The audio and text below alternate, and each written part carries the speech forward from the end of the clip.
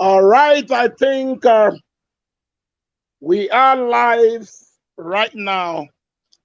Biafrans all over the world, friends and lovers of freedom. Good morning, good afternoon, good evening, depending on your time factor. My name is Ikengu Luago, and with me, it's our own dear brother, one of the most talented and spiritual Biafran, Sampe Master. Sampe, welcome to my program. And Ndewo. Ndewo nwa Chineke.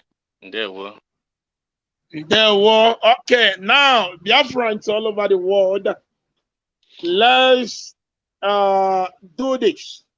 You will join with us to say wonderful morning to His Excellency Onyendu Mazen Nnamdi Kanu, and to the highest and the most precious office of IPOB, the dogs. We say good morning, good afternoon, and good evening to each and every one of you, depending on your time factor. Biafrans, today, if I never we may be higher or the hard talk, and I gonna assume our mother tongue, man, I got try what kind of miss here with English, so at least something is shy ka na anụta ọ bụrụ na anyị ga-asụchala unu oyibo because ọ bụrụ everything ka anyị achọ ka ndị ọzọ nụ nke anyị chọkwana ka unu nụ anyị emekwa ya ntu anyị kwesịrị ibi ya. Maazị biko na-etufughị oge gị, ị nwere ike ịkọwalụ Biafrans onye bụ and what you represent? Ọ dị mma. Ụtụtụ ọma. Good morning, good afternoon, good evening, depending where you are. I say may Chukwu Okike Abịama bless each and every one of us. My name's Prince Chukwubuzo Mba, and known as Sampe Master Don Prince Akajiofo, and site n'ike nke Chineke, by the special grace of God, I hear from Onogbanike, and Onogbanike is in Enugu State, in Igbo land, and Igbo land bụkwan Biafra, ala Biafra, ala ọma Chukwu Okike Abịama tere mmanụ. So abụ m onye oti egwu. I'm a musician, Biafran musician, bụkwala onye na-agara Chukwu Okike Abịama ozi n'ụzọ ọdịnala. Ọ ga-adịrị anyị dum na mma. Thank you so much. He said, thank you very much. Maazị biko ka m jụọ gị, why Akajiofo? Kelo Akajiofo a ị na-aza ọ guy name ka ọ bụ ka Akajiofo n'eziokwu of Igbo? Ọ dị mma. Yeah, Akajiofo abụghị guy name. Akajiofo bụ na eji m ọfọ. Ma na nwoke si na ya ji ọfọ, nwaanyị si na ya ji ọfọ, mana ọfọ mara onye ji ya n'ime mmụọ na eziokwu. Yes, o nwere Akajiofo ndị Igbo niile general bụ Eze Chukwuemeka na Ili from Ili. So abụrụ m Akajiofo ndị Igbo, kama Akajiofo Igbo mbụ bụ iji gosi that the staff nji bụ cultural staff, local Igbo staff, that is ofu Igbo, na ọbụla ofu oyibo nyere m, ọbụla ofu ojichi echichi bụ ofu ndị oyibo na-enye dịka mpi elephant ma ihe ndị ọzọ. Nke a bụ Akajiofo Igbo na-agọ ọfọ Igbo, na-ejele Chukwu Okike Abịama ozi dịka onye na-agọ ọfọ, dịka onye na-atụ ọfọ, atụ nzu, atụ edo ụbọchị eke niile. So abụ m Akajiofo Igbo. ọ Chukwu okike abịa manyere m ya ọfọ ọnatarachi site n'ike nke Chukwu okike abịa ma ya bụ ọfọ Igbo bịa bụrụ echichi ndị Igbo and ndị ọdịnala traditional ndị omenala ha bịakwala bịa chikwe m ya bụ echichi on December 20th nke gara aga 2021 as Akajiọfọ Igbo na n'ike Enugu n'ala Biafra. Ọ ga-adịrị anyị dum na mma. Ise so ka mgbu ebe ọ bụ na ọ dịghị etu a na Akajiọfọ echizugo ka m kpụpụrụ gị okpu because a na-agwa Akajiọfọ okwu a na-egbugbu okpu ka akwanyeli ya ugwu dịlị ya. Maazị o nwere lot of ajụjụ nchịjụ gị and ife mụ na agụ na-eme today bụ ife a na-akpọ the hard talk. Ntụsọpụrụ okwu a sisie ike anyị ga-ekwu ya taa. Number one, asa Akajiọfọ nke echiri ma chizuo ya echizuo, kele ka isi wee bata ife Biafra anyị na-eme. Kelu onye melụ gị ịnụba maka ihe Biafra and kele ihe kwalụ gị wee tinye gị n'ihe Biafra ị ka na-eme na mbụ na-eme n'oge gara aga na-eme wee ruo oge amụ na gị na ebe anọ. Ọ dị mma nwanne m nwoke Maazị Ikenga Ọrụagụ, ọ ga-adịrị gị na mma. It shall be well with you. Asị m nke onye chiri ya zere. N'eziokwu mụ onwe m bụ nwa eze Chukwu bụ ụzọ mba. O nwere onye kpọpụtara m wee bịa plichiela m ka m join ya Biafran struggle. Ọ bụghị mmadụ. O nwekwana onye bịara na m bịara bịa sị na m na-ege redio ọ na m pụtara bịa mmadụ bịa sị m na o nwere onye dị otu a ma onye dị otu a. Mba.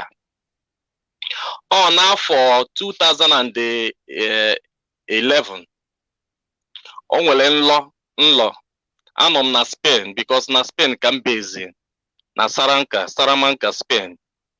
So o nwere nlọ m bịa lụọ and ya bụ nlọ si ala n'ime nlọ ahụ m wee n'onu na-agwa m that a great child shall be born on the road to success and he shall save the land and bring peace and unity.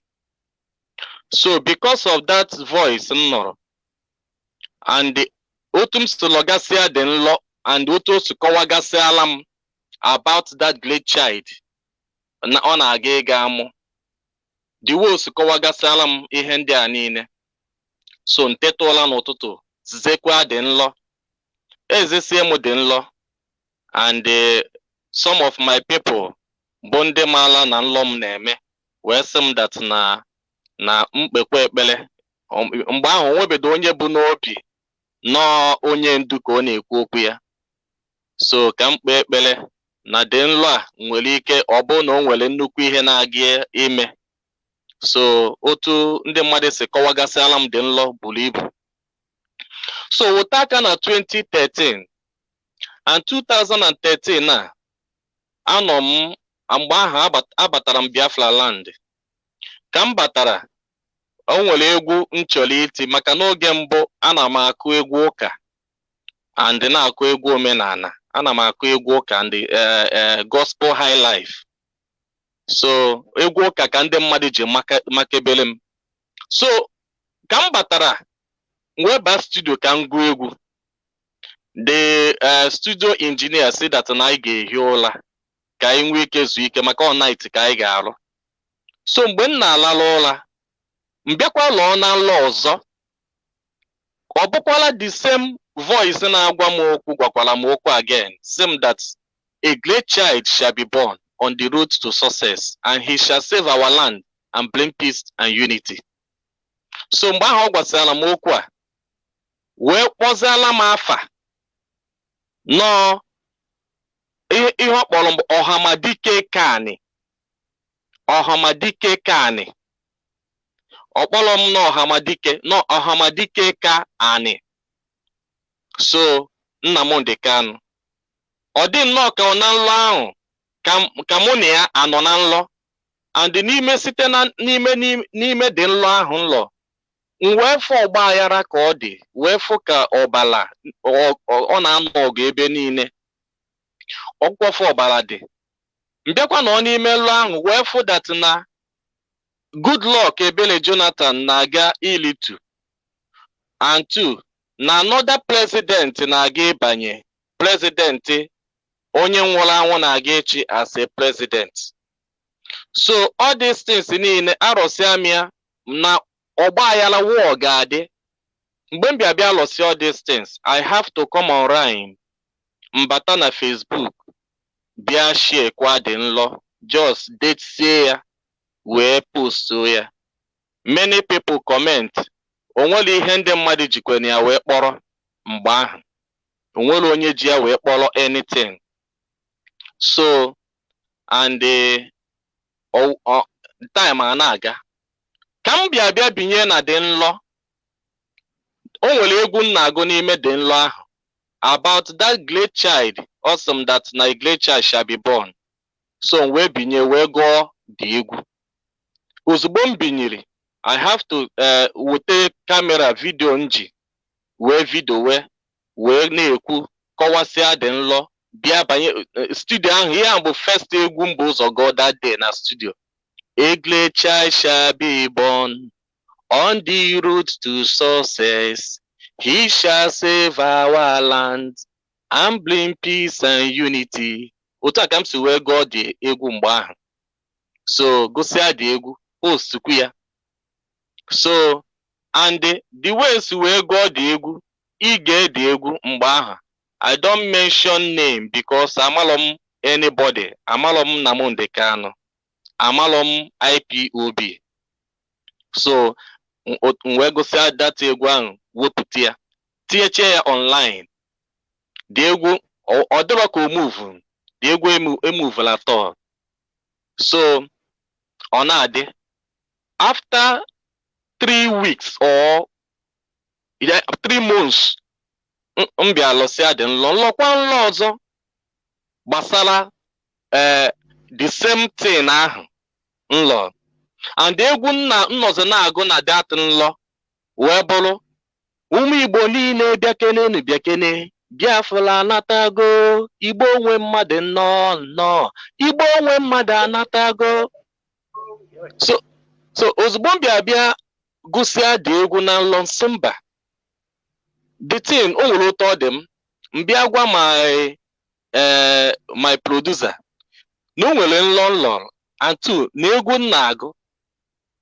So o wee sị m, my producer wee sị m that na this egwu a make sense, mana na ya amalọkwa otu ọ ga-esi wee dị na ọ bụrụ na wepụta egwu a na because na otego aka ọ nụrụ Biafran war and two na kịta nwezo onye na-ekwu maka Biafra. Nsi okay. So I now called my daughter. Say my daughter ya na nlọ kọwasịala ya dị nlọ. Anọ m na Biafra land, ya nwa nọ Spain. Nsi ya na nlọ kọwasịala ya. O wee sị m okay. Wee ya nwa bụ ihe gwazara m sị m na ya ga-esendere m link na ka m mmepe redio Biafra na m ga-azụta strong na nzụta strong dish connect na m ga-asachita Biafran radio Biafra na m na-ege ya na the same thing nlọ na alọ bụ exactly ihe ọ na-eplichi na that radio Biafra. Let me get it. Let me understand. Or the daughter you are talking, or that is my biological daughter. That is Adam Y. Okay, so meaning Nanya we Gebego or Gebego Radio Biafra. Yes. Okay. So mgbe ya nwa gwazara m sị m na ka m baa na ngote the strong, I have to do that week. Search takwa Radio Biafra m bido na-egi ya. So ka m na-egezilido Biafra na-egegasị ya, otu a ka m si wee malite. M wee sị yes, that was my first time ịnụwa the voice of Maazị Nnamdi Kanu. So I now the thing bịaza capture my mind. Naghachi azụ na studio gwa the producer na m ga-agụ data egwu ahụ, na ihe ọbụla ọ ga-abụ na m ga-agụ ya, kama ngụcha dị egwu I will go back to Spain. Ọ sị m no problem, mana m akpọkwa n'afa the studio, nnọ wee gụọ dị egwu gbakpọ n'afa the studio maka ọ na-atụ ụjọ, ada ama nsị ya o. So I have to go to studio wee gụọ dị egwu, even na ụjọ ka anyị ji gụọ dị egwu. Alụlọ m dị egwu otu m si alụ egwu ndị ọzọ, I just gụọ ya local, lụọ dị egwu anyhow. And after ka m lụsịala data egwu ahụ, I now send the music to my daughter. Ya nwa wee gee the music, sị m nọ maka my daughter was the first person bịa promote ya to Radio Biafra. Before I know it, the thing ebido na-akpọ na Radio Biafra at that time. So otu a ka m si wee malite, and I decided that I will do the video. Mgbe m kpebiri na m ga-eme the video, m wee sizie all the way from Spain laghachi azụ to Biafra land. Mgbe m bata na Biafra land, so mesie the video, I called people. Mgbe na plan the video, ka m meetere a young man. The young man is a hardcore. So yanwa wee nụ dị egwu like ya ozugbo. Sị m na m don't worry na the video amanye nsogbu, na ya ga-akpọta our members ga-eso wee mee the video. Say no problem. So otu a ka m si start ya. Later that week m planicha the video, ọ bụrụ that na o nwere big protest ọ ga-eme that time. So that my brother is our brother. So o wee mee m invite nsoro ha mee the protest, gacha the protest. The egwu that Biafra anatago ka o yuzuru wee mee the protest. That was how that Biafra anatago tosu wee bidoze gawazia. So we decided that I'm going to make the video. Metezie the video laghachi to Spain. So when returning back to Biafra land again, because I was in Spain hearing that all the claim wanted in Biafra land by Buhari. So now DSS officials bunde post here, my pictures everywhere. So wanted life or dead. So I say when the mother na akpọ na agwagasị m this thing, say no problem that I will come back to Biafra land because na m ezuru oli eme ihe ọjọọ, onwekwe onye ji na ihe ọjọọ wee mara m. So let me go back to Biafra land, ihe ọ na-abụ ka ọ bụrụ. That was the same year our leader batara to Biafra land, he ejidekwa our leader. So 2 months later or 3 months later was the time I returned back. So kamụ alaghachizi looted to Murtala Mohammed Airport, Ikeja, na Lagos. That was where they captured me. Moa and my daughter with her 2 foreign friends. So nwere ụmụ nwaanyị abụọ bụ ndị ọyị ya sokwa anyị wee na-abịa. Ha na-abịa visit. So otu a ka o so kpọrọ anyị ncha. I believe that if not because of the foreigners inside that very day, they could have wasted us, because the one of the DSS school here, that if not because of them, in fact, na yakale dendo. So that was how I joined Biafran struggle. Bawazambo, Chowa unit, Chowa zone, belongs there to Biafra. Soruzie ibem na-eme ya ha na-eme, ihe ọbụna ebe ọbụna ha na-eje, I will make sure that them so ha wee ga. So mgbe m mechezere wee nwee issue of liver problem, and I decided that I will never go back to Spain anymore. As far as that was mgbe o gbusere ndị mmadụ na CKC Aba. So I decided na onwere ihe ga-eme ka m laghachi azụ to foreign land. I will be in Biafra land until Biafra is restored. So that was the reason how I joined Biafran struggle till today. Thank you so much, my beloved brother. Wow. The woman, these are very, very interesting story. Okay, now talking about your illness, liver problem. When can kids will discover him with this problem? Because I go me a couple of times, people talking about it. But then when some people who, because you hardly say it, you don't even tell people about it. So let's talk about your health.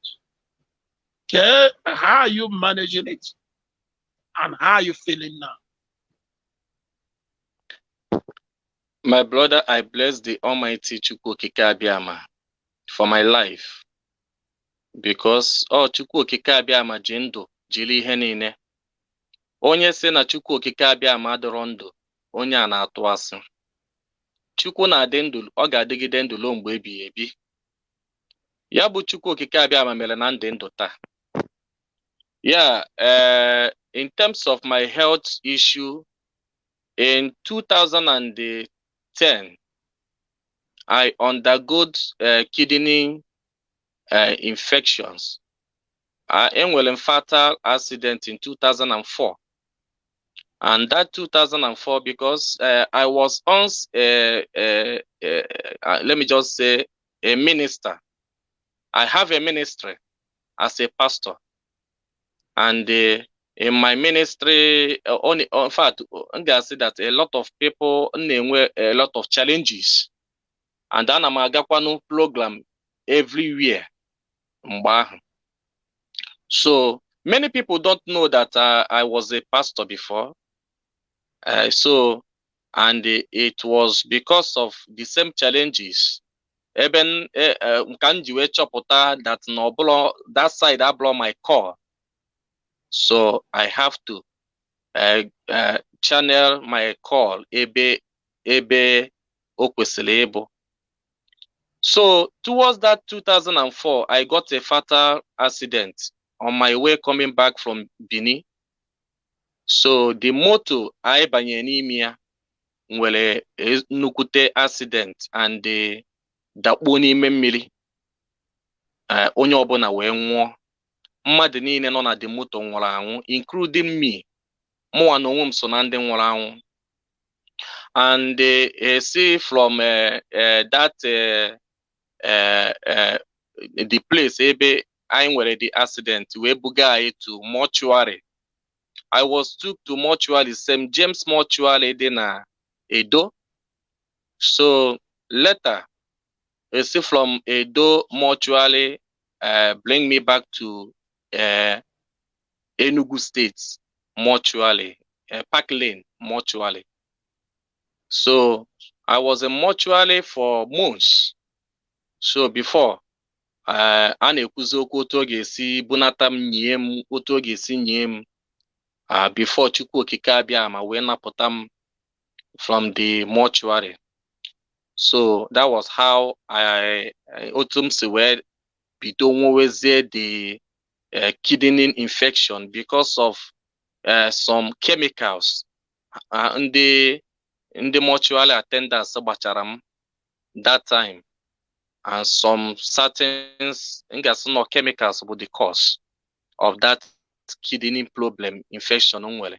So the thing na disturb m. Low na 2008 and 2009. Then we got the first liver and kidney transplant. After kangacha the kidney transplant bata. So njizele nwayọ na-apụ onwe m apa na-agazi obele na-ejezi ije ngara. Ịmana ndị Igbo si na ọ bụrụ na ị na-eje ije ngara, ndị mmadụ si na ị na-eme guy, mana ije ngara just ị na-eme ka ụwa dị mma, just ị na-agagharị obere ka ọ bụrụ nnọọ na ị na-apụ onwe gị apa. So that was how I started. But the liver transplant I undergo was after I was arrested. have ụzọ buga anyị na Ajambadi police station na Lagos.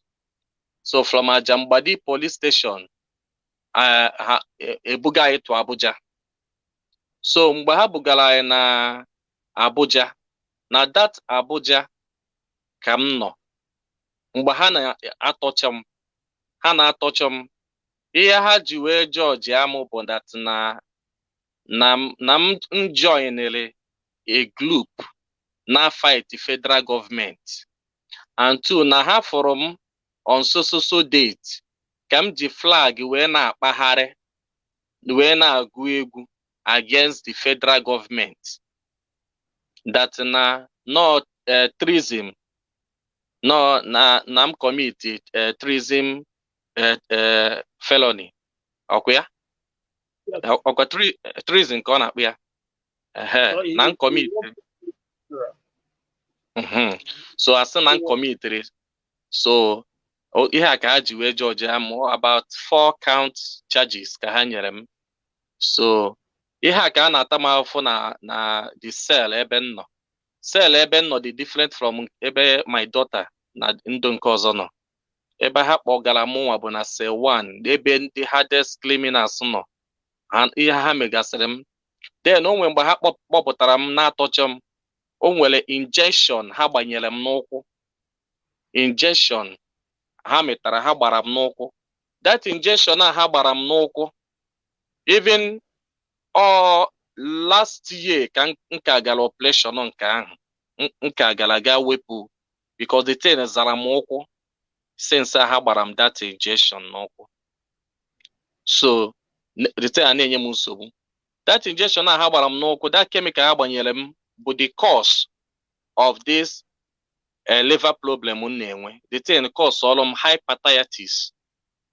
Mbịa nwewe hepatitis A. From A ọbanye to B, from B to C. Ụkwụ m arụ m niile na-aza aza. Adịm anyụzi mamịrị, adịm anyụzi nsị. The thing na disturb was seriously.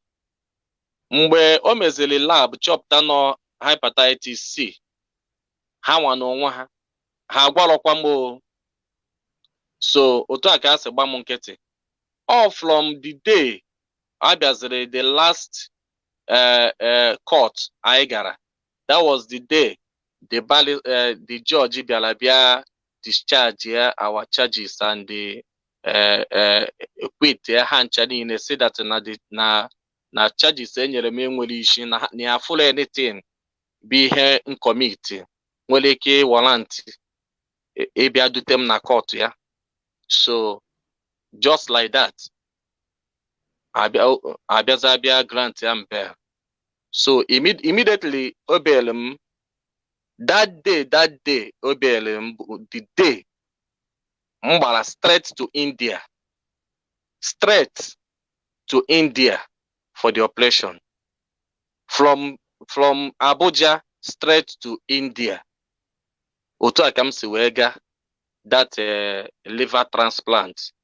And after the liver transplant, mechekwe bata, and it happens that mechekwe nwekwa another issue because of ebum the blood na arụ, even the operation wound ka dem na arụ, mbukweli a na-agbagharị. Ebe ọbụla ndị otu anyị na-aga IPOB nwere any meeting or any program, I will be there. And anybody may me invite, I will make sure that I will go there. Adama aboda because of my health issue. Kam jere maka ya laghachi azụ from Biafran struggle. Or kam jere maka ya sị ka m nọdịza n'ụlọ. Why na ọ na-egbu ụmụnne m? Ọ ebu m ya wee ga Mkpọ. Protest anyị mere na Mkpọ. O ji gba ndị mmadụ na head bridge Ọnịcha. Ebu m ya wee ga. So ebe ahụ mgbe anyị gbara nnukwu ọsọ mgbe ọ na-agbagbuche ndị mmadụ. So ọsọ niile anyị gbara the thing bịaza ka ọsọ m nwewe internal bleeding. And the same internal bleeding ojizele because of that. The thing I did too much. I have to go back again for checkup. A na-achị mazụ to check up. Ha sị na some certain things emebichego na arụ m na m ekwesịrị ime ihe ike. or ime ihe na-ekwesịrị ime ma ịkwụ ọtọ ma so many things. So abịakwa megharịkwa m that operation again. Mgbe ahụ ka m pass, in fact anwụrụ m according to stories. After my recovering, after returning back, I had na nwụrụ and almost 2 days in coma. Mazi, hold on. Ima, your stories on that about I don't know. Anytime in a call, like in a call, you man, equal up your decas.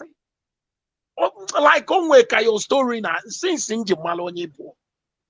And when video confirmation of things you could go, we just take it anyhow. Oh, it's just one of those things. And all of them come to pass. To my greatest surprise. Video go for years, but I don't pay close attention because that we pull here the say to anwa. So okay, for example, somebody like Waka Waka, she was alive then. A lot of things. Even in Twayesu Olonisi, into Agesu happier. Now got again. So your stories now they Opia corner that but we want to understand something here. It's in a unwell accident, a bulugi gaba mortuary. Okay. Yes, I'm just mortuary. As in mortuary, hospital because I want to understand this.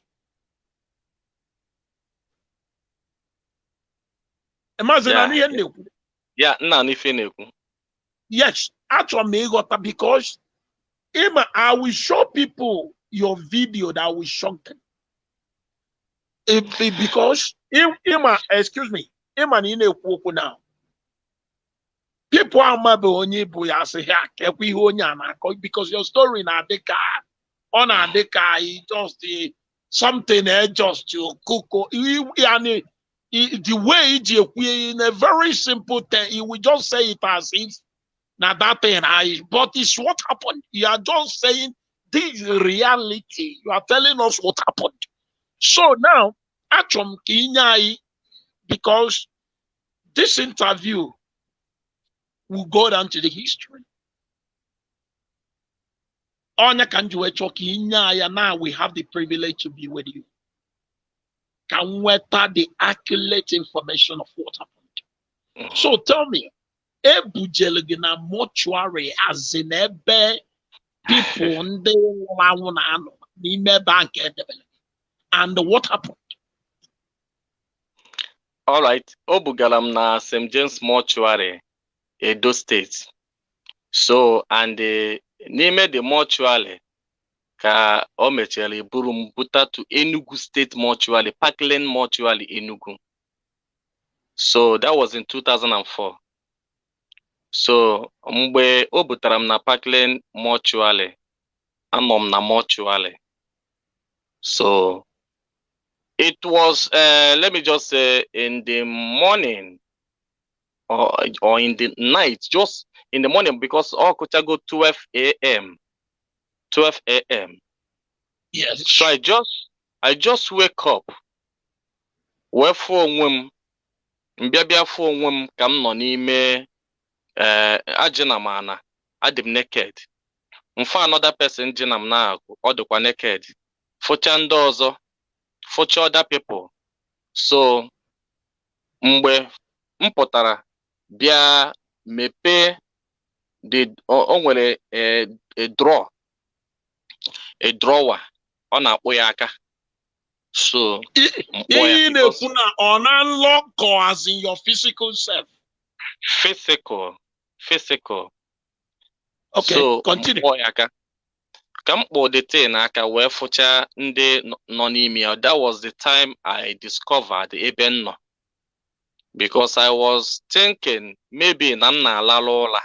Mgbe ahụ m fụtara onwe m, ana m afụta onwe m as onye somebody na-alalụ ụla tete n'ụla fụ ndị ji na ya n'akụkụ.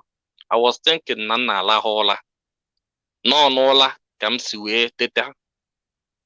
So later ka m bịara bịa kpọdo ihe a aka wee fụta onwe m. So mgbe ahụ nke ụjọ bịa baa m. So o nwere door dị ebe ahụ, m bịa ka m mepee the door. The door dị locked. Okwele emepe. Nkụwa aka, na-akụ aka na the door. So ana m akụ aka, ọ dịka some mortuary attendants achọpụtara ihe m na-eme. Ha nwa abịakwa na door kwuo okwu, kwụsị okwu, turn ọpụwa. Nkụwakwa aka wee na-ashout, biko kedu ebe bụ ihe a m nọ? Achọrọ m ime ebe bụ ihe a, biko biko na m amala ebe a, biko megheelenụ m ụzọ. And that place na-ajụ oyi? Yes, of course. So on the place is cool. All the form of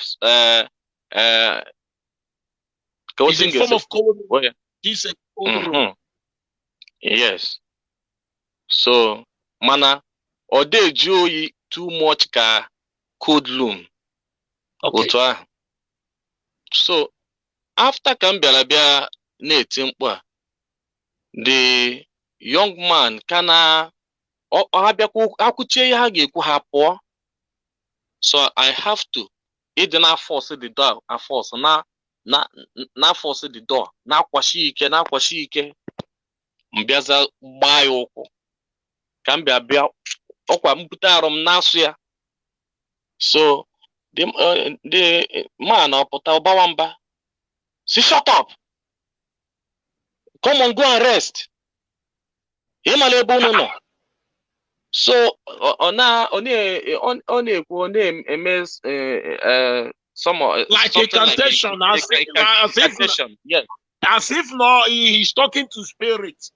So okay. Mgbe ahụ bido bewe akwa, na-ebe akwa. So the man now o jiri ụjọ, ọ na-ajụ m ajụ. O jiri ụjọ na-ajụ m ajụ. Nsị ya biko ya mepeela m ụzọ. Ya biko sị m na m kedu onye m bụ. Ngwu ya afa m. Ọ sị m datị na mamakwa ebe m nọ. Nsị ya mba, nọ ya ka m ji ajụrụ kedu ebe m nọ. Ọ sị m ngwa ka m ji n'ala na chifu ụtụtụ ka ya mepee ya. Nsị ya no. Ya biko ya mepeela m ụzọ biko. Na oyi na-atụ m. Atụ na arụ niile na-ama m jijiji. So ọgba nkịtị. Akwagide m this door aka, kwagide aka until the door ọ dịka ọ bịa gbapetu. Nkwaye the door.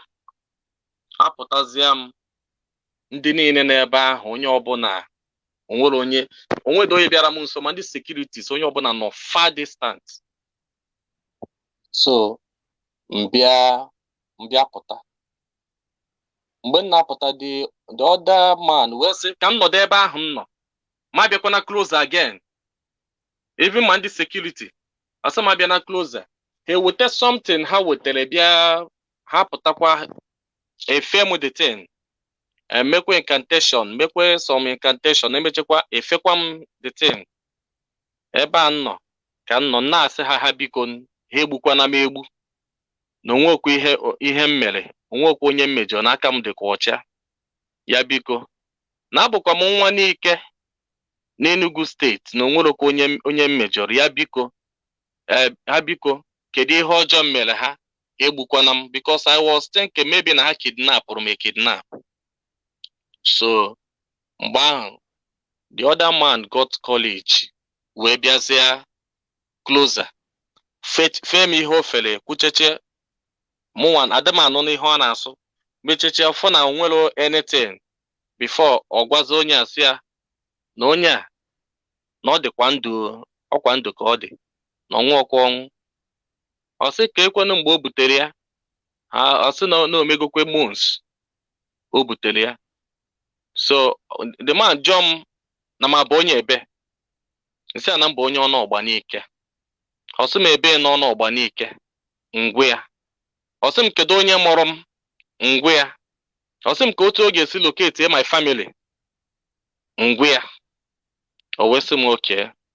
na nsogbu adọrọ na ka m bịa o were akwa ọchịe m akwa mana ihe a niile ọ na-achịta ọ da-abịa m nso na oweta ya o dosie ọgwaza m ga were m were ya chie m akwa m jiri kọva arụ nkọvacha arụ ma ndị dọkịta ma dọkịta ọ kpọrọ na fon the dọkịta abịa o nwere onye kwela abịa m nso that moment until about 2 hours time ha gbatara mmiri gbasa sị m ka m saa arụ m were mmiri asacha arụ.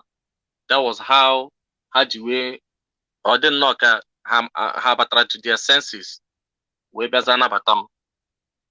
Then abịaza bịa mezie my people inform. Mgbe a ka abịazi bịa gbaa m ọgwụ abịaza bịa gbaa m ọgwụ bịa mee my people inform. In fact, let me just cut it here before eburuzie m now village. Let me ask you before you cut it. Let me ask you before you cut it. Like how many days or weeks you spend inside this mortuary? Total from the day of the fatal accident in Benin till the day has now about 3 months in mortuary. Wait. Good 3 months. Let me on. So 3 months without food or what? Nke a dị ala Chukwu okike abịa ma. No. Look, man, look. Oh, look. If I have privilege and if I have something at the home, it's no unusual things. They about something that we are used to. I want to get the point. So 3 months without food, without water, without any family member. 3 months. And your family happened in a mortuary for 3 months. Wow. Maz, okay, yes. Go ahead. Go ahead. Yes. Towards in a spiritual world, somebody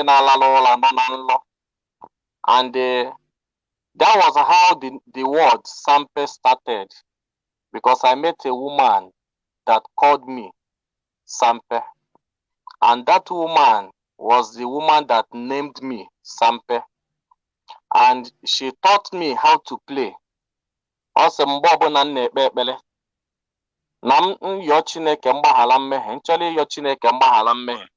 that I should beg God to forgive me and give me power and grace to forgive those who sin against me.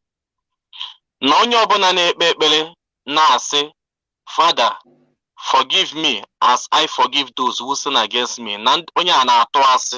Because no forgive sin against him. Our Father who art in heaven, hallowed be thy name, thy kingdom come. No lute na that verse say, forgive us our trespasses as we forgive those who trespass against us. Na say malo no wase. Say malo no wase. Because na onye ọbụla forgive chebe ndị mejoria na ọdịlize mmadụ forgive che mmadụ niile mejoria. So she taught me how to play, and the same video from that moment no ya ka nga na-ekpe ekpere. Since until today ya bụ ekpere m na-ekpe, and to that ekpere a ka m kpesịrị last na that spiritual world wee nweta onwe m. Chineke gbaghala m mmehie m, abụ m onye mmehie. Gbaghala m mmehie m ma nye m ike na mmụọ m ga-eji gbaghala ndị mehiere m. Adịmasị Chineke gbaghala m otu m so gbaghala ndị mehiere m, maka agbahalichabeghị m ndị niile mehiere m. So onye ọbụla na-ekpe ekpere na-asị ma onye aha bụ pastor ma ọ bụ fada ma ọ bụ bishop ma ọ bụ pope ma ọ bụ dibia ma ọ bụ onye ọdịnala ma ọ bụ onye ọgọ mmụọ ọbụla ọ sọkwara ya bụrụ, onye a na-ekpe ekpere wee sị gbaghala m mmehie m otu m so gbaghala ndị mehiere m, ma na onye a na-atụrụ Chineke asị, ma na onye ahụ ọ dị ka mmadụ mejọrọ gị na-ayọ gị ihe na-ayọ gị ayịyọ nọrụ n'elu ya na-akwa gị emo na-achị gị ọchị na-ime ayịyọ ahụ. Ọnụ ka mmadụ emejọrọ gị nọrọ bi yọrọ mgbaala na-asị gị ịchọkwa ụgbọala ọ bụkwa na ịchọrọ gị hapụ. Otu ahụ ka ọ dị. Otu ahụ ka ọ dị. So onye ọbụla pụtasị Chineke gbaghala m otu m so gbaghala ndị mehiere m, you are lying. Ị na-asị Chineke gbaghala gị and ị na-agwa iji indirect way na-agwa Chineke na ịgbaghalụgokwo ndị nke ọzọ mehiere gị, so ya gbaghala gị. Not knowing that what we're supposed to do is to ask God to forgive us and give us the grace and the power to forgive those who sin against us. Chineke gbaghala anyị ma nye anyị ike na mmụọ anyị ga-eji gbaghala ndị mehiere anyị. Excuse me. So the right way to, like, if you are to pray, it should be, God, forgive my sin and give me the grace to forgive those who sin against me. Yes. So you have the right way. Before we continue, I want to go from Sampe Master, Akajiofo, or Kalamad, or Kalam. Also, not the right way, our Father, who art in heaven, hallowed be thy name. Thy kingdom come, thy will be done on earth. Also, na mbobu ni pegido luteba. No, forgive me as I forgive those. No, God, forgive my sin and give me the grace. Enable me to forgive those who sinned against me. We have equal. Yes. So, Master, continue. So, because Obon in the grace, you will not forgive those who sin against you. Obon in the more nike, imam bahalung onye mejoro gị. Mgbe that mmụọ batara gị n'ime, Chukwu nyere gị that ike, mgba nke ị ga-agbaghala ndị niile mehiere gị. Mana mgbe ọbụla ị na-asị Chineke gbaghala m dịka m si gbaghala ndị mehiere m, ị nọ at the same time ị na-ayọ Chineke ya na-atụkwara ya ashị at the same time. So that was how the woman taught me in that spiritual word. And before I started using the prayer till today, manna agogodo ọfọ ụtụtụ ma tata ya bụ otu m si aga ọfọ. So my people n'onwe ha, like my mother, my brothers, my sisters, even my villagers, they were all surprised. Mgbe ahụ ife a mere m, ha dị surprise na m bintere, ha dị surprise na m dị ndụ. Or ịbata jụọ so many elders in my village about me, ha ga-agwa gị that I have passed a lot of things. Na m agabigago ọtụtụ ihe. Nke bụ that na m ekwesịrị ịdị ndụ maka na m agabigago ihe dị iche iche. Mana Chukwu okike abịa ama bụ ihe dobere m ndụ njide ndụ lute tata ọ bụrụ mmadụ. Because ekpugo m isi, adago m ogbi, adago m ngwụrọ. I know that when I'm begin to say this, many people will be surprised. Many people will call it fallacy. Some will say that it's fake or lie. But if you excuse me, yes, the truth, if he now, Bruno in a human, like a normal human reasoning and articulating, like your stories now, they can move. Or they can move. Mana, if I make your stories unique, Bona, if we got things that comes to pass, and I have it here with me, in no different time, I'm going to show things you said 2017 and it happened. It happened. Some accomplished years back, some in 2021, and we are still waiting the end of that your prophecy. Mama, before we continue, are you a prophet or a seer? N'eziokwu eziokwu, agaghị m akpọ onwe m prophet. I am not a prophet. I am not a seer. But abụ m aka ji ọfọ. I am working for God Almighty, and I am doing the right thing that God wants me to do. And any message that came to me, I will pass it across accordingly, according to how the message comes. I don't remove, and I will never remove anything or add anything. So I'm like a dreamer, because Okay, we call it a dream. I want to go the answer. If the right Akajiofo, yes, that's your name. And Iboho is an Iboho prophet. You are not a seer. If I a dreamer. Now, Atrom Kai conclude the story of this mortuary of thing. It's very scary. It's a very scary story. I must tell you. If it had it been, now we are speaking this in English, maybe by the end of this very interview, CNN will call us or BBC will call on us to come and explain, because it's beyond human imagination. Believe you me, it be as I'm talking to you. I look. I can't just explain how I'm feeling. But let us conclude this mortuary. So when you finally wake up from the mortuary room, by the special grace of God, you break the door and get yourself out. Then what happened? After giving you the clothes by the mortuary attendant, and what happened? How do your people manage to reunite with you? They inform my people. So after calling my people, some of my people with some of my relatives came and picked me up. So they took me to hospital again, where I start taking treatment, some medical treatment.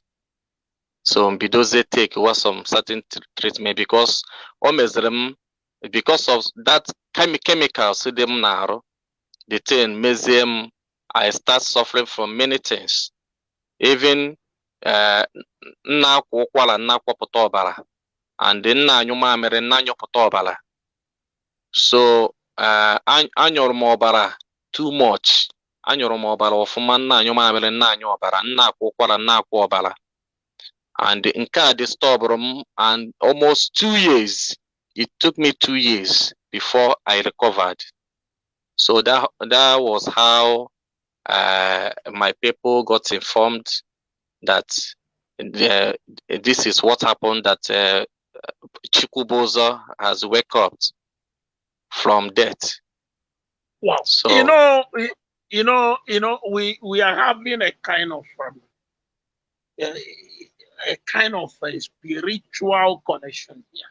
My name is Chukubuza as well. I'm also called Chukubu. Now, look, I hope we were not orge or kalamad or kalam. I hope no we because like your story is just out of this world. Now, I want to show you something before we continue. I believe a lot of people wish that I will go deep into this. I will do that. I'm going to finish here today. And we can and you bugale for another day. Ihe na-achọ igosi unu kịta anụnwa bụ ife Sampe kwuru 2017. The record is there on his wall on Facebook. The video is there. So now, actually, gosi unu. You predicted the death of Waka Waka. And it happened exactly how you said it. Number two, you predicted that Mazen Nandekano will be arrested.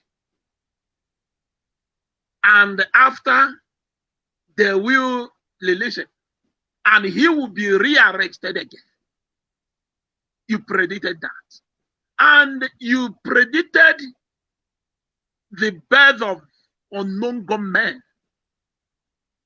And everything you said on that video, almost 85 to 90% of your predictions have happened.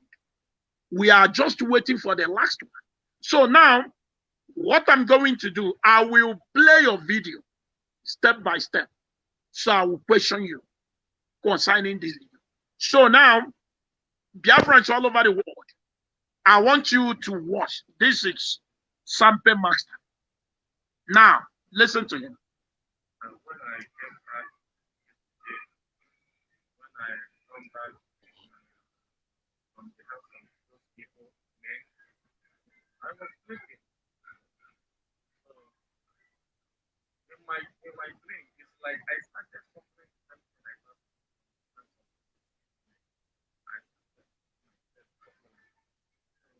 and later on, I was very, very surprised that not even the ministry I saw many people and I saw some people fighting something that we don't know. Right. I saw some people fighting. Maz, wait, hold on. Can you hear me? Some people are complaining about the sound. Is the sound okay over there? I can hear you, but the sound of the video is not out. Okay, it's not out. Oh, and my media advisor, are you there? I don't know what's going on. Okay, let me try it again. Let me start afresh. Let me start afresh and see if the sound will be okay now. If the sound is okay, please, Biafranci, let me know. Let me know. When I came back yesterday, when I come back The from sound is okay now. of those evil men, I was sleeping. So in my dream, it's like I started suffering the same thing I passed through from the hands of those evil men. I started seeing myself suffering. So and later on, I was very very surprised that not even the military that is chasing me. I saw Akajiofor, is the sound many okay? people as I saw Yes, 100%. people fighting of something that we don't know. Yes, I saw some people fighting a battle that we don't know. And in that my dream, I saw our leader Mazen Mamondekano appearing in a country in a country in a country of Benin. How will I put it? I saw our leader appearing in Israel. So as he appeared in Israel, everywhere started shaking. With so surprise, he was playing in that my dream. So I now go to him and I ask him, Onyendi, biko, ọ gịnị ka ị chọrọ ka m mee? He now asks me, he now tell me that, Don Prince, my son, the only thing I need from you is stand with truth and stand in Biafra. Stand for your rights. Never you be afraid. Don't betray this cause. The Almighty God, the God of Biafra, Chukwu Okike Abịama, told me that you, Don Prince, is one of the 100 men that we need. So because of this, I started crying, sheerly tears. I now tell him, thank you, sir, for believing in me. I will never betray you. Instead of me to betray you, I rather die. And this is the covenant I have made within myself that I will never betray our leader Master. And I know that the zoo militaries are planning evil day by day to stop the restoration of their but they can never stop it. So concerning the question you asked me on my dream, in my dream I saw after that our leader, I saw Biafra coming. And as I saw Biafra coming, I saw Nigerian military men killing innocent people. I saw Nigerian military personnel going after villagers, killing people in the village, massacring people. I saw governors supporting them. I saw youth dying. I saw villagers burning. I saw cars burning. I saw war. This war that I saw is exactly what I saw in 2013. This war that I saw is exactly the message that came to me 4 years ago, 2013. The same message appeared to me on that dream. That was last night. So it appeared to me that war is going to be happen. Biafrans is going to raise men. Biafra is going to raise men that they will be called Biafran soldiers. He's going to raise men, and those men, their aim is to protect the life and properties of Biafrans. So, and the same time I saw death coming. I saw people dying. In fact, what I saw in my dream, my sister, if I started today to be explaining, is really, really, is really, really, how would I put it? Difficult to explain. And they, like what I told you, Waka Waka, like what I told Waka Waka now, like what I told her when she came in the morning, I was telling her that, hey, my sister, I dreamed, and my dream always comes true. Even if it did not come true this year, it may come true in 5 years or 7 years to come, or 3 years to come, or 4 years to come. But all I know is this dream must come true. I told him that our leader was, I saw our leader appearing in Israel. And after that, I saw our leader arrested again. Our leader was arrested again.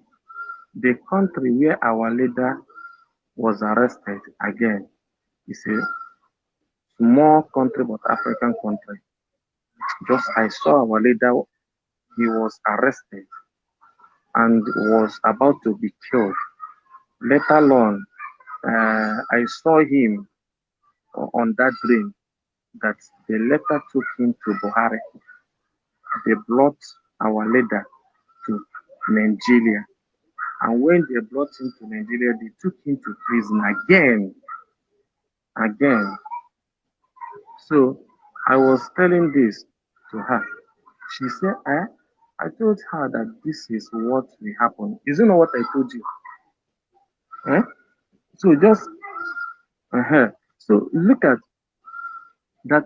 It is going to be done, even if it is not this year, it will be next year, 2 years, 3 years to come.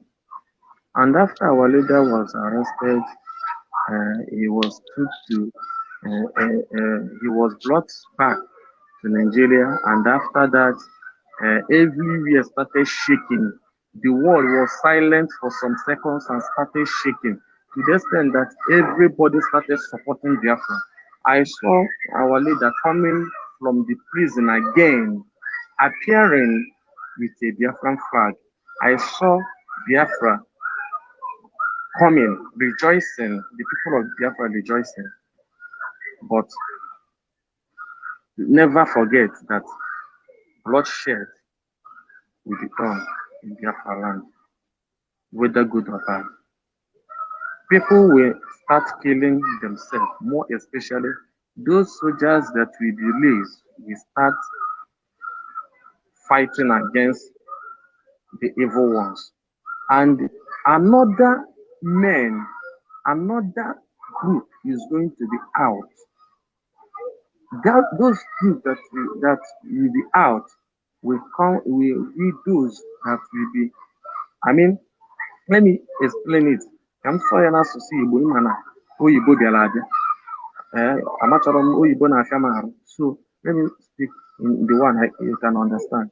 Group a bụ ndị na-aga ịpụta bụ ndị si n'ụlọ mkpọrọ pụta, ndị si n'ụlọ mkpọrọ pụta, ndị o megidere, ndị Nigeria gọọmenti megidere, ndị like ndị ka otu m ga-esi kpọọ ya, ndị na-enweghị nne na nna, na ndị polisi kpọrọ ha n'ike, ndị polisi akpọrọ ha mee ha arrest.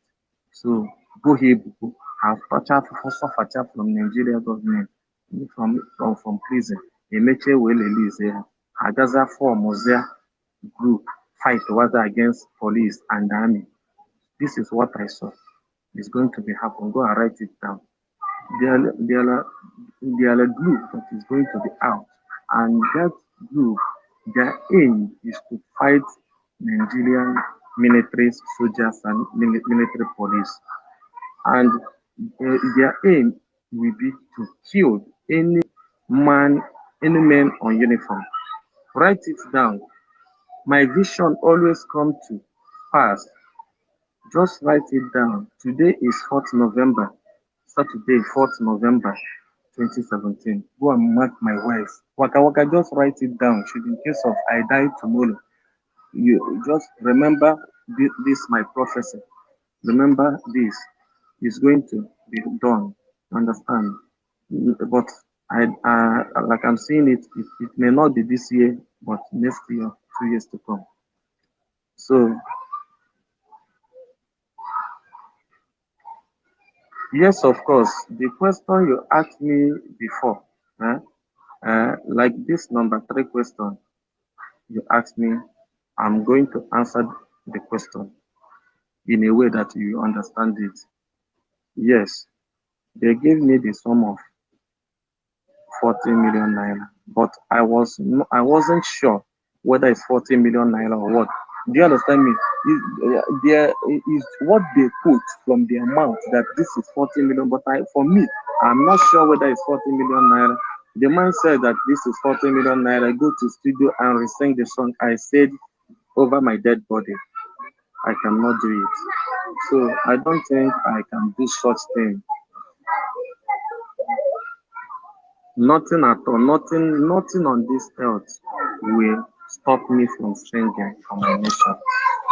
Our leader, Master Nnamdi Kanu, will not die. He will live. And any human being that wish Nnamdi Kanu death, the person will die.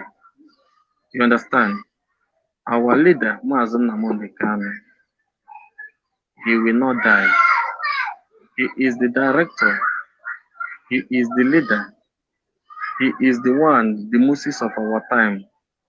So God chose him alone to restore Biafra.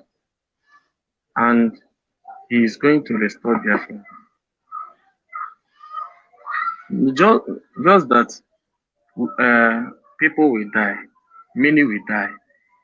In this struggle, many people will die. You understand? Many people will die. But most Biafra will be restored. Biafra. But I will ask you, don't trust anybody. Do not trust anyone. Do not trust anyone. In this struggle, don't trust anyone. Those who are the first is going to be the last. And those who are the last is going to be the first. What I mean on this, like you, Waka Waka, I know that you are closer to our deputy leader, Mazuche Mofo. I know that you are closer to him and you are closer to so many of our leaders. But please, what I will tell you today is play for your life. What I saw is very dangerous. Play and be careful. I don't want you to eat anyhow. I don't want you to follow people anyhow. Those that you trust will be those that will kill you. Be careful. Please, be very careful.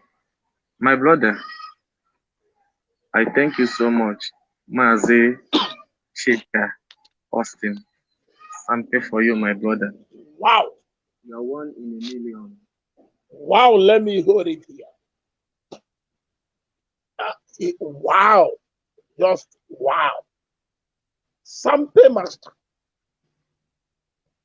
you must tell us who you are. Because number one, let's start from the prediction of Waka Waka. Video Anuangosi now, he made this video na 2017 because everybody did, right? And Egwafaje did well. Now things you could now all gonna happen in it just maybe it will take some time, some period of time, but it will surely come to pass. After this specific prediction, Waka Waka died mysteriously. In wiki cheta di ye Waka Waka. Yes, 2018. Igwa Waka Waka to be very careful. Now 2017 because Nandi Gebuye Bundi declare, in fact, that she must not trust anybody. And a year after, not even a year, some few months after the prediction, Waka Waka mysteriously, Waka Waka and everybody believed that Waka Waka was poisoned. Now, let me ask you, do you think Waka Waka was killed by poison indeed? First of all, you know, nlo na bolobia, many people don't like iji nlo kpọrọ ihe, mana nlo bụ ikpughere anyị ihe nzuzo na-aga ime. Maka na ihe nzuzo nke Chineke ka Chukwu kpughewere nye ndị nke ya. Mgbe ị ga na-ele anya mana ịma mfu ya, ị ga na-anụ na ntị mana ịma nghọta. Mgbe ị ga na-ene anya ịma mfu ya mana anụ ya na ntị mana ịma nghọta ya. For me, Waka Waka was killed by poison. Waka Waka was killed to me. Okay, now, he predict that Biafra is going to raise the army. And the army of Biafra today is both the Eastern Security Network. Mana, to my greatest surprise, is one now when another group, their job, Gabu Ibu men and the women on uniform. And we qualify and we be anything like unknown gunmen. And we be anything like it. We qualify and we be Eastern Security Network. Am I saying the truth or not? Because if you put it in 2017, now I don't know how ask you this question. So, categorically, in a way, this unknown gunmen that I always anime governor, about the angry youth, the Nigerian government intimidated, jailed for no reason, tortured for no reason, murdered their family members, even their parents, for no reason. And may we a time without number. No, they are these unknown gunmen. So now tell me, as a dreamer, Akadio for the dreamer, tell me, these unknown gunmen, can you specifically, why you know angry Nigerians that they are these unknown gunmen? Is that what you're telling us? Go ahead, Master.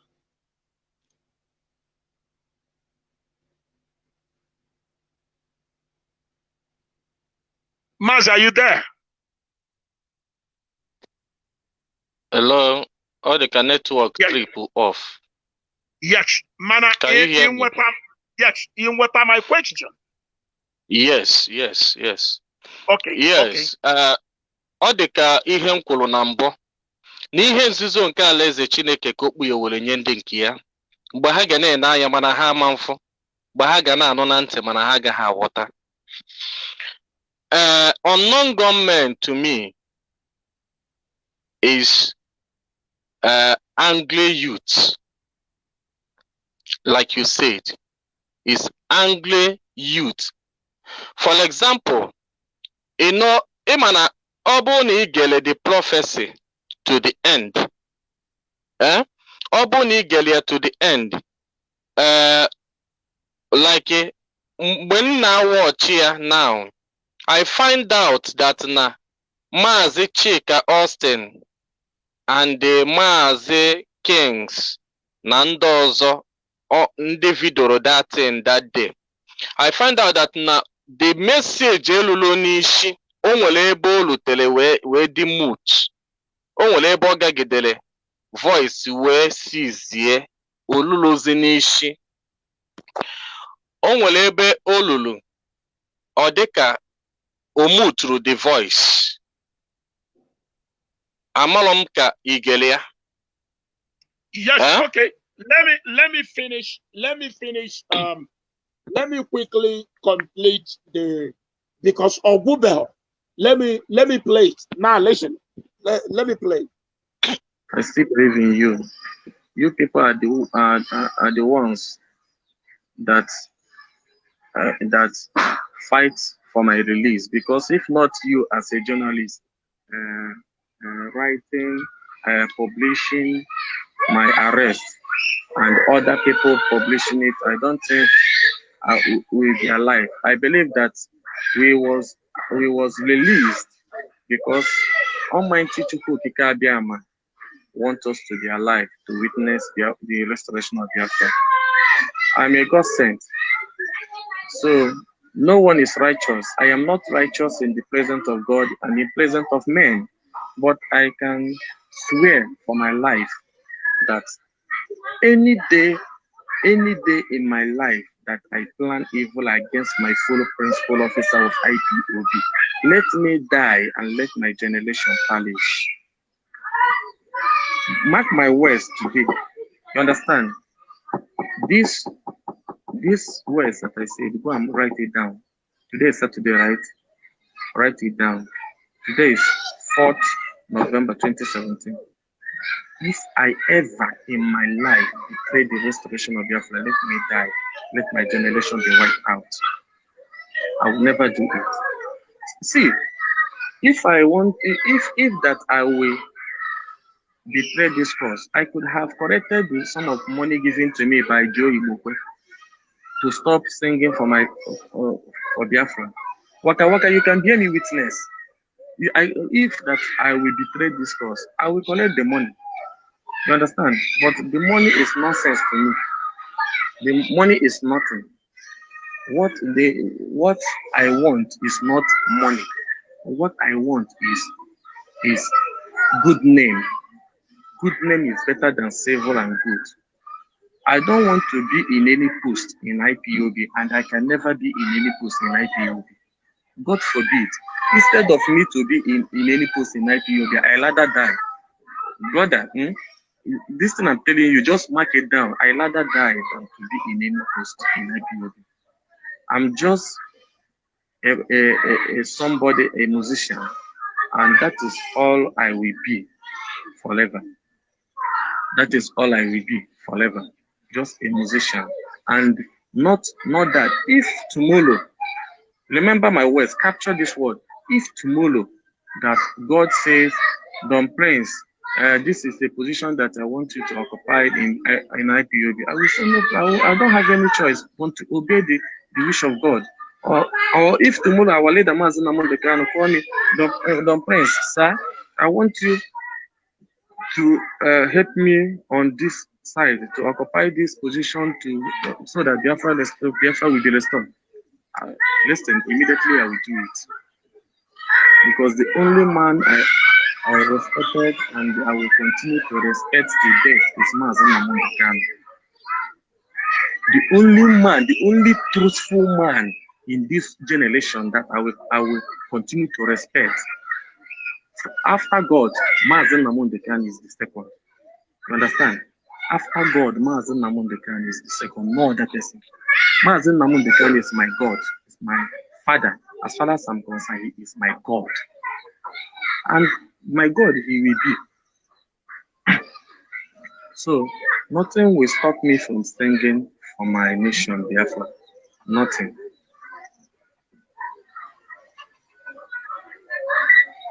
Yes, it's true, but you know, excuse me, you know, in some cases like that, many people will be saying all sorts of things. Like many may not even believe that I was arrested, but I don't want to know. The same thing, go and write it. Those that did not believe for my arrest, there are the saboteurs, evil people that we have in this struggle. Even if you die, they will never believe that you die. Even if you die and believe, they will never believe that you die and believe. Or unless they brought your coffee, put it matches, and burn you to ashes. Then they will now say, yes, Don Prince have died. So I am not after those that is saying something against the restoration of Biafra. I am not after those that is saying and that is gossiping against my arrest. I am only after Nigeria government that is maltreating the people of Biafra. So everybody have mouth to say whatever they want, and I don't want to know. And even gossiping cannot stop me from singing. That is number one. It can't stop me from singing.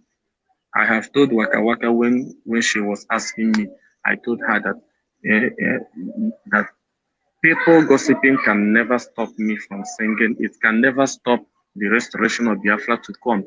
It can never stop our leader Mazen Nnamdi Kanu.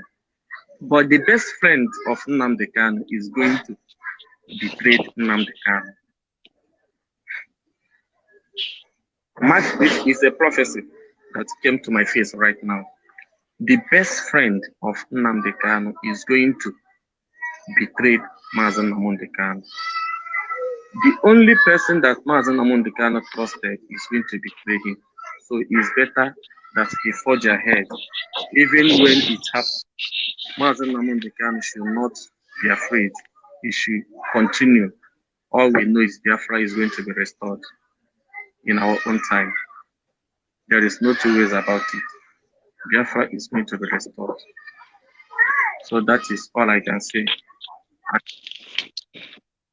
Wow. You know, I'm actually speechless, dear friends. I'm actually speechless. Mazi, I will ask you again. Are you human spirit or human being or being human? Which one are you? I'm a human being. Now, if you're a human being, how do you have this deep knowledge of things that may happen? And when you want to say your own, you will, like, accurately, you specifically, not that you said, you go straight to the point. Now tell me, you made mention of something on this very video that Mazinan the Kanu begged. In fact, Mazinan the Kanu most trusted friend will betray him.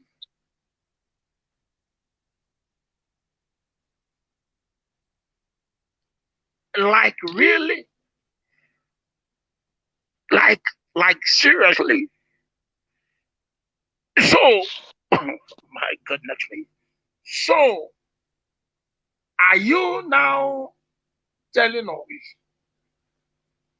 that whoever that sold Mazen Nandekano to be extraordinary rendition to Nigeria is his best friend or the most trusted friend? Is that what you're telling us? I will answer this question now.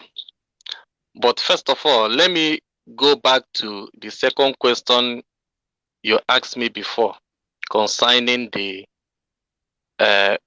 unknown gunmen. Okay.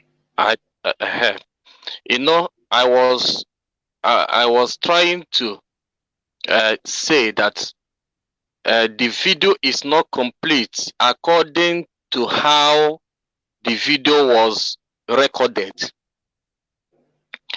to that very time. Towards the ending of the interview, I told them that unknown that those people that is going to emerge, those people that is going to emerge, they are going to come out immediately, that there is going to have a big protest in Nigeria. And that big protest, after the big protest, those people will emerge. That was what I told them. So but the big protest you are talking about is the NSAX protest, is it? Yes. Because immediately after the NSAX protest, there comes the birth of unknown gunmen. Continue. And when you go to the last of that interview, you will still understand that I mentioned that those group that is going to come out is a group that was offended. Maybe a group of people that people betrayed. Let me put it in a language that everybody will understand. I said those group that is going to come out is a group that that will come out from prison. Those that will come out from prison. Those that maybe police or army arrest them, betray them, torture them.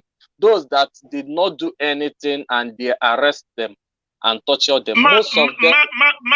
Maz, let's put it this way so that we can forge ahead. You are talking of those Nigeria illegally maltreated.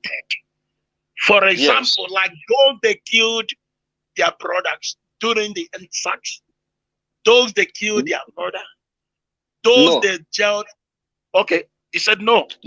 Yeah, not those they killed their brothers during the NSAS, but those that has been maltreated already before the NSAS.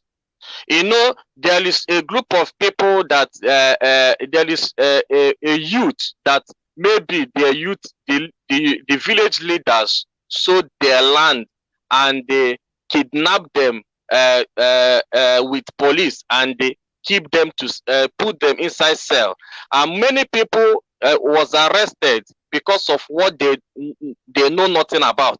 Many people was arrested because of maybe they are doing a business, and that business that they have business with somebody, and the person want to eat the money alone, and because of the person is in government, the person now want to use his position to maltreat those people, to maltreat them. And another phase of people again is the people. Let me just speak it in Igbo language so that people will understand. The maybe on anahanike, maybe na somebody bụ igwe ma ọ bụ ichie ma ọ bụ onye ọzọ bịa nara ha ana ha, kpụrụ ha ga kpochie n'ụlọ mkpọrọ ha, nọrọ ebe a na-ata afụfụ because of na ha enwere ọnụ na-ekwuru ha. Now, when this protest, that big protest na-aga ime, mgbe that protest oge eme ya, that many people will be released from prison.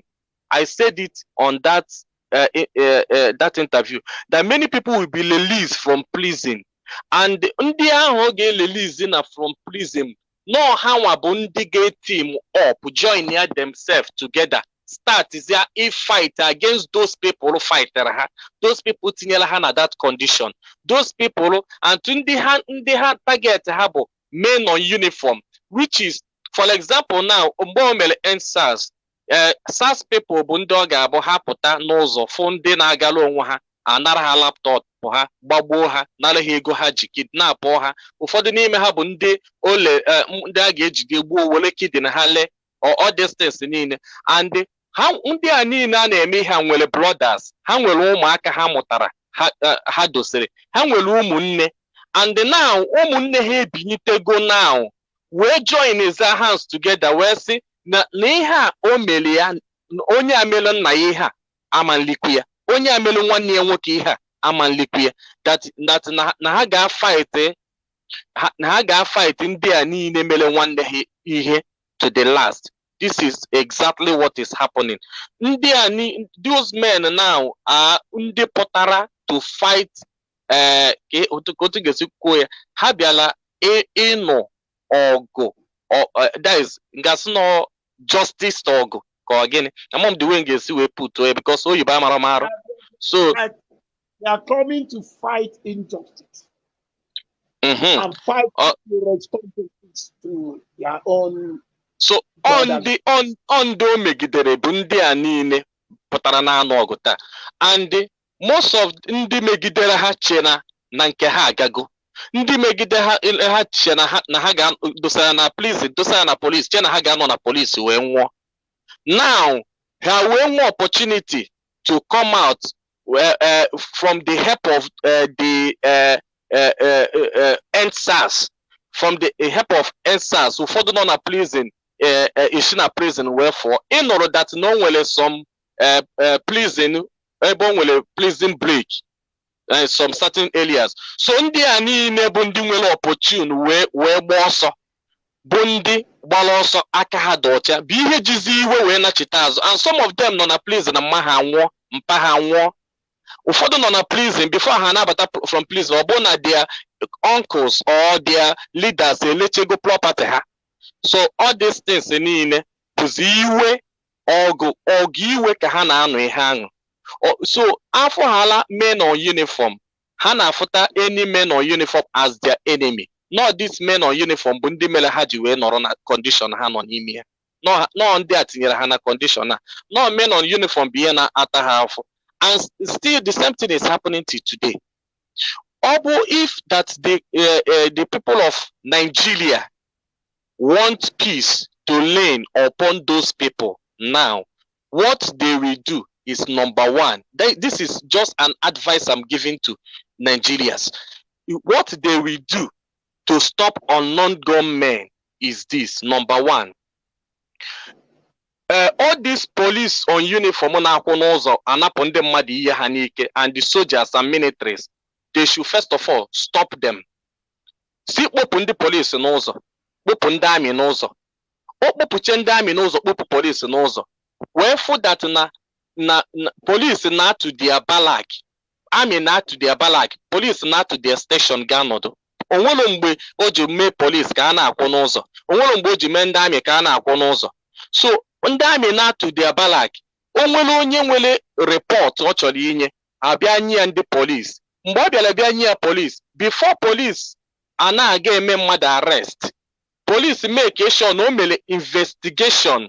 O mechi investigation first of all, o nweze o weta ihe na-aza police warrant, warrant o ga-eji wee mee the person arrest. Ọma nnọgide ka isi ga mee mmadụ arrest before chọwa evidence or before or maybe investigation. Ha kwesịrị ibu ụzọ mechie investigation before o mee mmadụ arrest. Mana polisi na-ebu ụzọ aga eme mmadụ arrest, emeche mmadụ arrest, emewezi investigation. Ọ dọrọ mma because o nwere ike ime mmadụ arrest na mkposi ya na ụlọ mkpọrọ, onye a nọ ebe a na-ata afụfụ, isi ka ị ga mewe investigation. Before ị na-emechi investigation 2 years aga, somebody anọrọkwa na ụlọ mkpọrọ na-ata afụfụ. Before emechi investigation chọpụtazie the truth dị there, ọ dịgo late. Ọ dịgo late, onye atasiga afụ. This is my message and this is what I'm telling the police and the forces. Go back to your barrack and stay. Go back to your stations and stay. Ha nọzi na n'ụzọ na-ejide ndị aka ha dị ọcha, and somebody ọbụla ha fụrụ na onye a yi akwa ma na onye a bụ moto, ezigbo moto na-aga n'ụzọ, ha ejidezina ya. Because mgbe ha jidere onye aka ya dị ọcha, onye tachala afụfụ na-agba mbọ ka ọ dịrị ya na mma, ijide ya bịa napụ ya ihe, o nwere ike ọ bụ na onye na-ata afụfụ na-esevu ego since o ji bụrụ mmadụ, o sevutezi ego. Ebumnobi ya bụ na ego a na ya na-aga ịgago moto. O nwere ndị ọ bụ moto bụ mkpa ha. Onye agotezie moto buru ya na-abata, polisi ejide ya si ya that no a yahoo boy. The next thing ọ tawi ya afụfụ, from ete ya afụfụ, the person nwere ike nọ ebe ahụ nwụọ. Ọ dịghị ka ụmụnne ya a ga-agba gị nkịtị. Ọ dịghị ka ọ bụgodị na the polisi bụ onye mere onye ahụ nwa nọrọzi, as far as na the world police can exist, ụmụnne ya ma forgive anybody but police, and the parents ya ma forgive anybody but police, nwa ya ma forgive anybody but police. So it's better that before police and eme mmadụ arrest, first of all make investigation. Imechi investigation before na aga eme mmadụ arrest. Ijili ịchọkwa ime mmadụ arrest, ijili warrant ị ga-eji mee onye ahụ arrest n'ihe onye a mere na ịdị sure na ekwe or ime onye ahụ invite to the station. Ọ bụrụ onye ị ga-eme invite ọ bịa, not ịfụrụ ọ na-eme mmadụ illegal arrest. All these things na-cause unknown gunmen, and the police na-agbagbuzi innocent people. Ha fụrụ a na-agbagbu innocent people, chefuo na ndị ahụ ha na-agbagbu na ụmụ ha na ụmụnne ha, iwu ya ama mpụhapụ n'obi. Mgbe ị gbagbuchiela onye ahụ, ifili ya na ị ga-ana. Mgbe ụmụ ya totere, ha ga-achụakwa ụmụ nke gị asa onye polisi gbagburu mmadụ, ha ga-achụ ụmụ nke gị, ha ga-agbagbu ya. Nke a bụ iwu. Ha ga-achụwa family gị. Ọ bụrụ na eleta ya go asa polisi za ka ị ga-anọrọ, ha ga-achụakwa gị ka ha gbuo gị, because na mgbe anyị na-arụ polisi na ị na-akpagbu ndị ọzọ. So my advice for you is go back to your station, go back to your barrack, and police ọbụla, onye ndị policeman ọbụla bụ ndị before na-akpọbata mmadụ na police or army, o kwesịrị nurture the person, nyochia the person ọfụma. Onye ahụ kwesịrị ịga ihe dịka intelligent training. Onye ahụ kwesịrị ịma ihe bụ the time to talk to somebody and the wrong time o ji agwa mmadụ okwu. You cannot stop somebody bido question where anyhow. It's not good. So it's an advice. Oh yeah, because of this unknown gunmen and so on. Okay, Sampe Master, I think you have said it all. And let me refresh so Nigerian government may understand. You know, some of them don't speak our mother tongue, so it will be difficult for them to understand.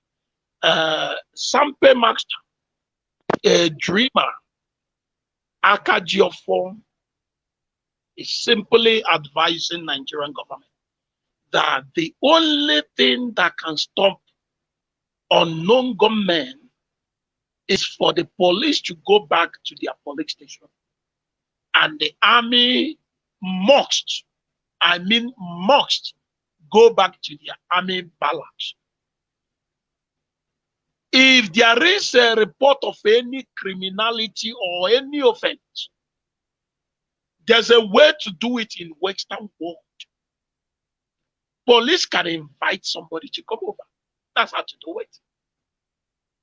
Whether they investigate or not, they can invite you to come over for question. That's how other countries operate.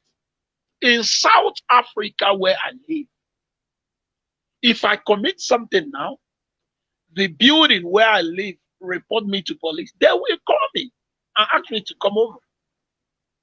That's how it works. So, Nigerian government who only understand the language of crushing people, kill them, intimidate them. Look, we have grown past of that fear of intimidation.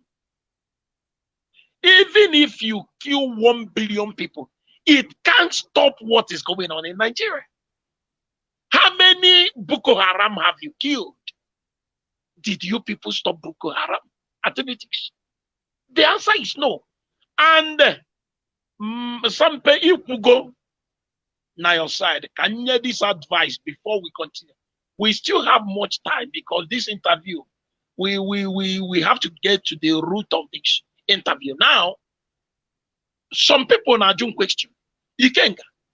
Kelosika no government, no go for the hand na the businessmen. No but just to simply because some of those businessmen refuse to settle whom they're supposed to settle. And some of those people you refuse to settle, they are part of that unknown government. You live in Mozambique. You live in South Africa. You live in Ghana. You live in United States of America. Somebody served you for good 5 years. Because you are powerful, you get immigration, you deport the person back to Nigeria. You leave the person there. Then one day, you want to come back to your own family. After wasting 7 good years of a man, you will just say one story. Oh, Brunwai. Oh, oh, Gorfone. Because no Gorfone, you know, there is some wickedness you can never justify. I'm not in support of one boy. EJ Nezuegogia. I'm not in support of that. But there is some things that need just common caution. But our people, especially our people in Mozambique, especially our people in Mozambique, because of one little thing, just one little thing, he will take it. Oh, I saw him with a woman, and you send him back home, believing that you will come back with your family. Look, there will not lift any stone unturned. If your God have refused to settle people who served you, you better remain in city where you are. It's just the way it is. If you are a God that takes somebody's son and you believe that nobody, you better remain in that city where you live. Because any day, you will touch down. It's not by, we don't know who they are. We are not the one who sent them, but it is what it is. So, whenever you hear them attack business people, just know that these are some of businessmen who are equal to politicians. These are the people that they attack. So, because everybody got know there. Now, Mercy, question in Chichuki. Now, the most trusted friend of Mazen Nandekano, we betray Mazen. I want to ask you a question as I catch your phone. And I believe you will never lie to me, even if the truth will not favor me. you are going to say it. And I expect you to do that. Now, did DOX of IPOB betray Mazen Nandika? Please, I need yes or no answer. Thank you so much, my beloved brother. You know, ọ dị ka ihe m kwuru na mbụ. Mgbe ọ na-ekwu okwu DOS, DOS is not only Ufonyi. DOS is all the good principal officers. That word DOS is principal officers. Be able DOS. Because if you go to a zonal coordinator or unit coordinator, you are among the DOS. If you a secretary or treasurer or anything, you are among the DOS. So directorate of state. Yes, when they specifically, I understand, but then when they specified them as the DOS, like some of the Continental Reds and all these, there's a people that come. Now, my question is, DOS, are they the one that sold Mazen Nandika? No, because the prophecy has already been before that Mazen Namondekano is going to be arrested again in an African country, a small African country. Onwere mgbe o ji wee sị that na onye bụ onye otu ọ ga-esi mee ya bụ nke a. No. Betrayed of Mazen Namondekano, the best friend to Mazen Namondekano is going to betray Mazen Namondekano. This is exactly how the prophet came. The friend of Mazen Namondekano may be I, maybe you, maybe any other person, maybe even a principal officer or the DOS. Onwere onye ọkpọrọ afa isi na onye is going to, but the best friend to Mazen Namondekano is going to betray Mazen Namondekano. If the person has betrayed Mazen Namondekano, I don't know. If he's going to betray Mazen Namondekano, ọ bụ na the betray ọ na-ekwu okwu ya ka na achị bịa na ọka abịabedi amalọ m, but otu o si wee bịa, the message ji si bịa bụ otu m si wee nye ya. I believe that na until the message are done, then I will be happy to say some certain things. For now, anybody saying na DOS betray Mazen Namondekano, the person na-achọ itinye distraction, ọ na-achọ itinye nsogbu, ọ na-achọ itinye ka o tinyesikwa ya distraction, that is ọgbaghara, ka o tinye ọgbaghara n'ime ndị a, so that ka ndị a gbawa ofu ka ihe anyị na-azọ, ka our aim, our focus nwee ike fụọ n'ihe anyị na-ekwu maka ya, channel our focus to ihe ọzọ. Mgbe ahụ anyị ga-channel our focus ka ihe ọzọ, mgbe ahụ Nigeria government feel wa happy, because na Nigeria government enyochego anyị the plan ha setele anyị na that trap enwetara anyị atọl. They are angry now because na that trap bụ ka ọ na-asị na DOS, onye ọbụla ịpụta ọsị gị DOS, mgbe a onwewe distraction, onwewe ọgbaghara n'ime etiti DOS, mgbe ahụ onwerozi ndị onye ga-abụ onye ga-anọchitezi anya ndị ọzọ niile, because ha amago na mmiri bido n'isi gbalọọ n'oge elu n'ụkwụ, ha chọza ka ha bido n'isi ya saa the thing, ka ha bido n'isi ya saa ya. Mgbe ahụ ha na-achọ ka ya saa, ha na-achọzi ndị niile ha mana na ndị a na-ekwukwa okwu, ndị mmadụ a na-ege ha ntị, ha na-achọzi ndị a ka ha nwee ike mechichie ha ọnụ, sochichie ha ọnụ, so that ka ndị a nwee ike focus on them. Ka our leader n'onwe ya nọ na ụlọ mkpọrọ nwee ike na-akwa akwa alịlị wee sị na hey, na ndị a ya tụkwasịrị obi ebitray gị ya, so na ihe mezere bụ ka ihe a ya na-anọ ka ha deplace ya, ha na-achọ ihe ọ ga-abụ ha mee our leader ka ọ bụrụ na our leader nwee ike change mind na okwu ahụ ọ na-ekwu ka ọ hafụzi ikwu ya ka our leader ka ọ na-afụta na ndị niile ọ tinyere n'ihe na ihe niile aya sachago so ka ha ka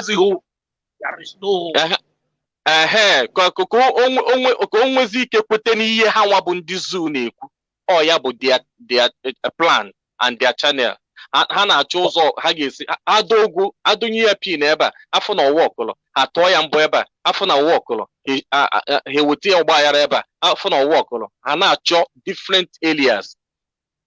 DOS ebitrelu Maazị Nnamdi Kanu. O nwere okwu na-ekwu onye nwe ụlọ landlord nwe ụlọ may travel. O nwere caretaker o tinyere na the house and the caretaker o tinyere na the house ọ si ya na-ekotewe ndị niile nọ na ụlọ. Caretaker ga na-enekote ndị nọ n'ụlọ. Caretaker mee ihe ọjọọ ndị nọ n'ụlọ ga na-edi ya. O mee ihe ọma ndị nọ n'ụlọ ga na-edi ya until onye nwe ụlọ abata. Mgbe onye nwe ụlọ batara ọ bụzala na caretaker adịghị eme ọfụma then tenant jekwula landlord si ya na-ekwu ihe caretaker mere. Ọ bụrụ na caretaker na-eme ọfụma landlord jechie tenant asịkwa ya na landlord na-emekwa ọfụma. Landlord maala ihe ọ tinyere n'ime ụlọ ya ihe dị na ihe na-adọrọ mgbe o jechielu bata ọ ga-ama nke pụrụ apụ na nke na-apụlọ.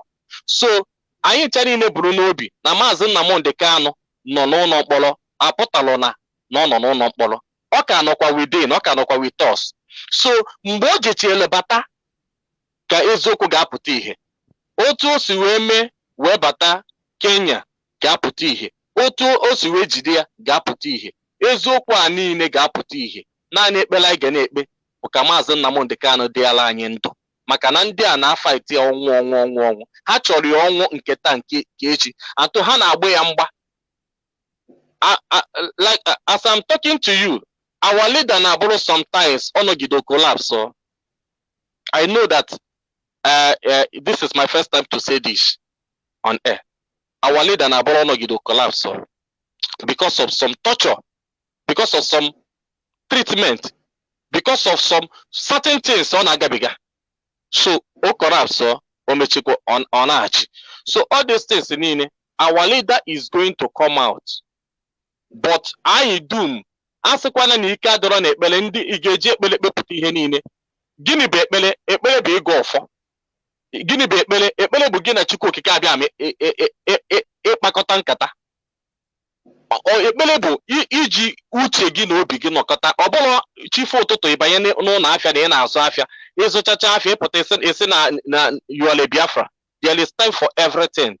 There is time for everything. Focus or put your focus as an IPOB, Indigenous People of Biafra, under the oath, command and control of IPOB.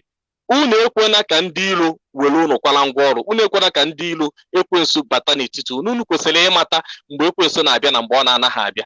Ọ bụ na ị na-eme business, focus na o nwere onye nọkwa na-ata afọ maka gị. Ịbata n'ụlọ imechie business ịbata ị na-asa arụ ilie ndị masịrị gị mana onye a nọ n'ebe a ata afụfụ ode eli nri ọda aṅụ mmiri. Ka ezi maka mụ na gị ebe ị chọrọ ije kịta ị ga-eji ihe gụrụ gị ga-eri ya. Biko onye ọbụla na-eme ihe ya chetakwa gboo dike ọkwa mbọsị ihe ike mere ọchọ ọnwa dike. Maazị Nnamdi Kanu adọrọkwa ịbọ n'ala Igbo. Ka anyị lapụ all these things anyị na-ekwu DOS or non DOS, there is no betrayer. O nwere onye ị ga-agwa m na DOS betray Maazị Nnamdi Kanu. Yes, all the possible that the apostle of disciple of onye na-eso ụzọ mmadụ nwere ike ibetray mmadụ. Mana ihe ị ga-eme bụ Jizọs gwara Peter si ya na ọkụkọ kwụ ụgbala asaa na ọ ga-agọnarị ya. And the same ọkụkọ ebidogo wee kọwa. Ọkụkọ aka emebidi ka ọ na-akwa Peter agọnarị gị yourself before ọkụkọ akwa. So now you baby watch ya now the same ọkụkọ aka akwabekwa mana ndị na-agọnarị Nnamdi Kanu agọnarịwago ha. Ọ gọnarịwagokwa ya kịta. Come back to your senses. Yes, they are changing the narrative. They are changing almost everything. They are bringing their own styles. They are saying their own thing.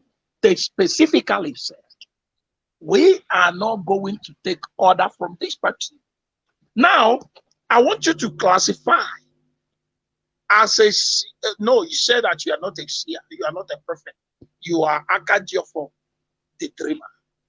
As a servant of the Most High, who will not tell me anything to favor me, or you will not say anything to favor the leadership of the struggle. If I ask you to classify those who said that they will never take any order from the master himself, how will you classify those people? Number one, anybody obona say Niagahe take order. Anybody that says that he cannot take order from the leadership, the person is a saboteur. You know, all these things is happening because of in fact, they don't take spiritual oath. But Master, no, don't go to that oath of thing, because I'm coming there. It's it's something that is a kind of suggestion that I will wish that you will give out. So I believe that our leadership is listening. So we are going to talk about that oath of thing. So for now, classify those who said they will never take order from the master himself, and those who are bringing confusion into the struggle, and those who have automatically changed the name of Biafra and target evil and bringing their own nation or whatever. Classify all these people. My brother, everybody have right to do whatever he likes or she likes, because he or she have himself or herself. Onye ọbụla nwere right ime ihe masịrị ya, maka na ọ ya nwe onwe ya. Onye nwere onwe ya ga-eme ihe masịrị ya. Onye si that na ọ man take order, or ndị si na ha man take order from the leadership, my clarification to them is that I see them as saboteurs, betrayers. They are betrayers. They are saboteurs. They are the evil people that we have. They are those, the evil ones, that because of them, that Biafra have not come. They are the real people fighting against the coming of Biafra. Because all that na the landlord don't want us again, or the more danger na caretaker be here. Also go to get more police, also go to get more soldier. Caretaker you obodo me go also go to get more police, more soldier. Caretaker ka bu caretaker. Landlord be here tinyelia, obodo gi watinyelia. You don't have right a fight here. So onwere ihe okwu nna dị na-ekwu na my Facebook live na-ekwu okwu ndị mmadụ anaghị misunderstand them. Some na say no draw possible. I said that I and my father are one. Anybody that loves me must love my father. Anybody that hates me must hate my father. Mụ na nna m bụ otu, onye fọrọ m n'anya fọrọ nna m. Onye kpọrọ m asị kpọrọ nna m. Listen to me. Ọ bụ na nna m na-eme ezigbote ihe, ifu ya n'anya, ifugo m n'anya. Maka ịbịa ka ịbịa kwuo okwu, ị ga-asị na nwa nwoke a na-eme ezigbo ihe, ma ọ dị mma ma ọ dị njọ. Ọ bụ na ị were m ma ị ga-egbu m, ị ma gbu m ya because of my father. Ọ bụ na nna m na-eme ajọ ihe, ị ga na-afụta m asị nwa onye na-eme ajọ ihe, ma ọ dị mma ma ọ dị njọ. Ị ma sị na m na-eme ajọ ihe na nwa m adịghị eme ajọ, ị ga na-afụta m. Ọ bụgodị na onwere ihe ọzọ, obi gị ga na-agwa na onye a bụ nwa onye a na-eme ajọ ihe, kama na onye nke a dịkwa iche, mana ọ na-eme onye a bụ nwa onye a. So mụ na nna m bụ ofu. Onye fụrụ Nnamdị Kanụ n'anya ga-afụ DOS n'anya, maka DOS na Nnamdị Kanụ bụ ofu ihe. Ụfọdụ sị na ọ bụla ofu ihe, na ọ dị iche iche. Yes, ọ dị iche iche, mana mụnwa bụ Nweze Chukwu bụ ụzọ mba mụ na Biafra bụ ofu abụ m Biafra Biafra bụ mụnwa abụ m IPOB IPOB bụ mụnwa because of gịnị mere anyị ji bụrụ ofu because of that oath all that oath bụ ihe mere Nnamdi Kanu ji bụrụ DOS ji bụrụ Nnamdi Kanu that directorate of state that word directorate of state bụ ndị na-afụ maka ihe a and the Nnamdi Kanu guzobere that structure and otu osebo ya bụ ihe guzobe that structure ma ọ dị mma ma ọ dị njọ ebe ọbụla ọ na-ene anya ka that structure nye ezigbote ihe na ochiche nata ọ na-ene anya ka ha wetara ya good news and the good name so ọ bụrụ na the structure na-eme ajọ ihe ọ bụrụ gị nwa ga-asị na structure na-eme ajọ because ịmalụ ka ihe a ha mere ezigbo ihe ka ọ bụ ebe ya nwa nọ ịmalụ ka ihe ahụ mere ajọ ihe ka ọ bụ ebe ya nwa nọ naanị mgbe Nnamdi Kanu pụtara ka ọ ga-ama nke ọ ga-eji aka kpọrọ onwe ya resort ọ dị ihe ịtọ Nnamdi Kanu ma ofu sọsọ ya ma enwere onye ọzọ ma ya ịbụọ bụ ndị isi na ndị ọzọ niile bụ IPOB in fact ịbụọ bụ ya nwa na ndị isi bụ ya ma ya ịtọ bụzi ndị ọzọ niile bụ IPOB niile indigenous people of Biafra niile ma ndị isi ma ya nwa ma ha ncha bụ ya ma ya ebe ọ bụ na anyị nwa ma ihe ndị ọzọ marụ ịbụọ ọ fụrụ ofu anyị na-amabi and ofu ahụ anyị na-amabi anyị amasị na ha na-emeti ya ma ha ada emeti ya ọ ntịrị ya nwa pụtasị na ha na-emeti ya ma ọ na ha anaghị emeti ya onye kụrụ ọka ọ mgbe ọ pụtara ka ọ ga-asị na ọka ya dịkwa mma ma ọ nọdọrọ mma ịma nọgide gaa n'ọka mmadụ were mma gbubiwe ya ma ọ dị mma ma ọ dị njọ isi mba ị ga-egbubi ya o nwere ike isi na ọka amịrị mkpụrụ ka ị ga gbubie ya mana onye ahụ kụrụ ya ọ dị ya mma otu ahụ so DOS is Maazị Nnamdi Kanu. Maazị Nnamdi Kanu is DOS. Ọ bụrụ na ndị ahụ si na ha ma take order from leadership. Ọ bụrụ na I believe that ọ bụrụ na ha nọ under oath like I said before. Ọ bụrụ na ha nọ under that oath, spiritual and internal oath, I believe that na ha ma na-asị na ha ma ihe leadership kwuru. Because ọ bụrụ na ha nọ oath with the same leadership, ha ga-ama mgbe leadership mere ihe ọjọọ na mgbe ha mere ezigbo ihe. Ndị sokwa na ha man take oath from Maazị Nnamdi Kanu, they are the enemies of Maazị Nnamdi Kanu. They are the saboteurs and the enemies, betrayer of this struggle. That is the way I'm clarifying them. Thank you. Thank you very much. Now, Maazị, as a dreamer, and onye omenala Akajiofo, care advice in for all these people who are misbehaving just because they believe that Maazị Nnamdi Kanu is not coming out anytime soon. What they do, they come online, they talk rubbish. Some of them use their media power to take some of their followers. Some of them are taking advantage of gullible ones following them. Some of them are confused. Some of them are not mentally balanced. So there's a lot of things most of them are suffering. I'm not trying to be disrespectful, but I'm just being honest. Because in a situation, somebody will tell you that I hate you, but I love your father. You will begin to contemplate whether this person is mentally okay. You know, so now, as somebody who stand by the side of truth 24 hours 7, tell your advice as a brother to them. Ọ ga-adịrị onye ọbụla na mma n'aha Chukwu Okike Abịama. First of all, my advice to more especially my fellow Biafrans, IPOB, indigenous people of Biafra members, is this.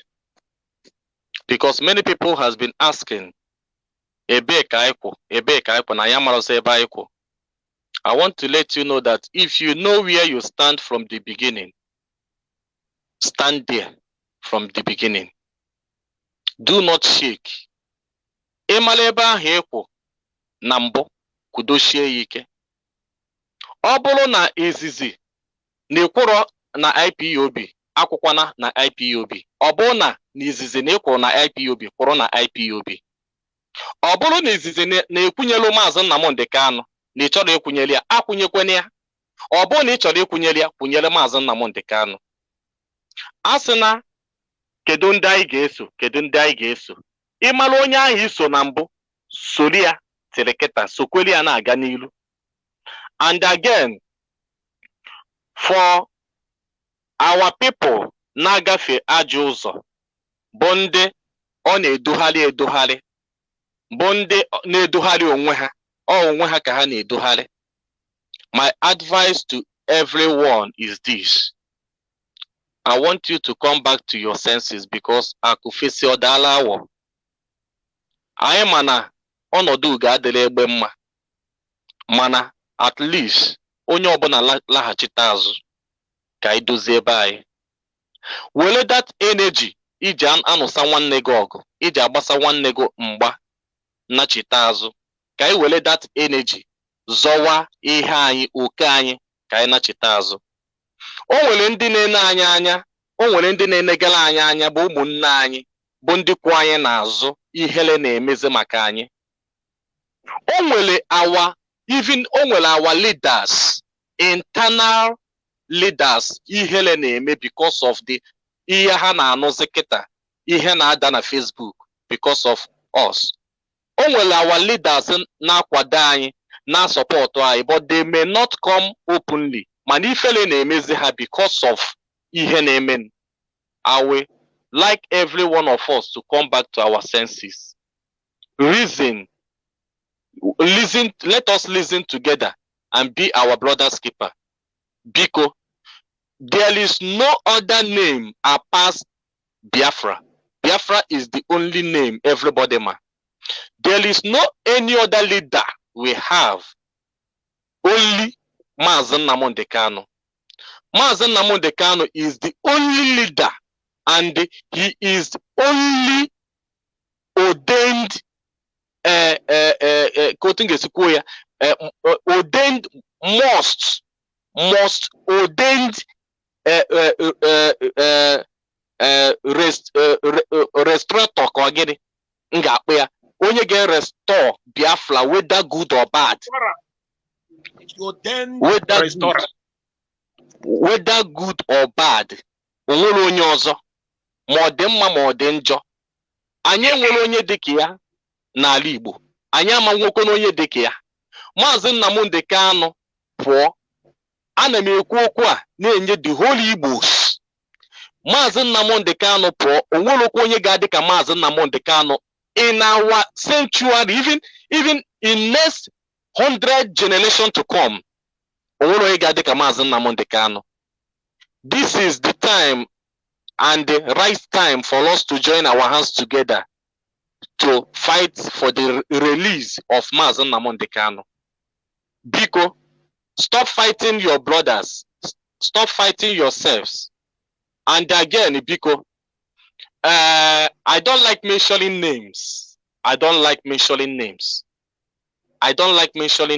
But please, ndem na agwa malu onwe ha. I want you, Biko, because I'm no okwu a na-ekwu, o nwere ndị ga-emeche gee ihe a. Ndị ga-emeche gee ihe a na-ekwu okwu ya bụ maka ndị na-apụ n'ihe anyị na-eme. Ndị na-apụ na Biafran restoration, they change Biafran name to another name. Only a prophecy that came to me that I gave one of our sister, because she is still our sister. I gave to her email address some issues about how she sent money to me. And at the same time, Sampe Master, please let us be professional and specific. Today it's today's date, in case of, because our children is going to watch this very video, so I have to reference today's date is 4th Friday to be specific, 2022. So March. Today is 4th March Friday 2022. Now, you said one of our sister. I will not. Don't be. You are being respectful enough. So just give us the name so we know exactly who you are talking to. In case of tomorrow.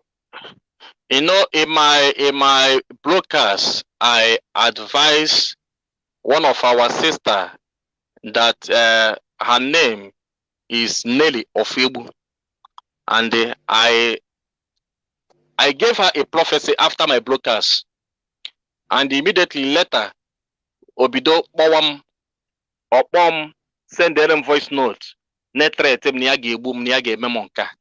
So I was like, this is a prophecy that I got that I give to you. Sino uza na agaputa maka na ina Syria na ya puta na ọ na-aga ili isi gị. Immediately obido kpọwa m na-etrete m na mụ abụ Sampe Master na iwu bụ na m ga-anwụ na ya sị m na m ga-anwụ in fact na ya ga-emechi m ihe na emere ihe ọjọọ wee bịara inyere m aka na emere ihe ọjọọ wee chọrọ inyere m aka nji wee pụta mewe expose na online nsi na m emerekwu gị expose. So ọ na-akpọ m na-threat m before I block her number. So now listen, I'm saying this, Bo.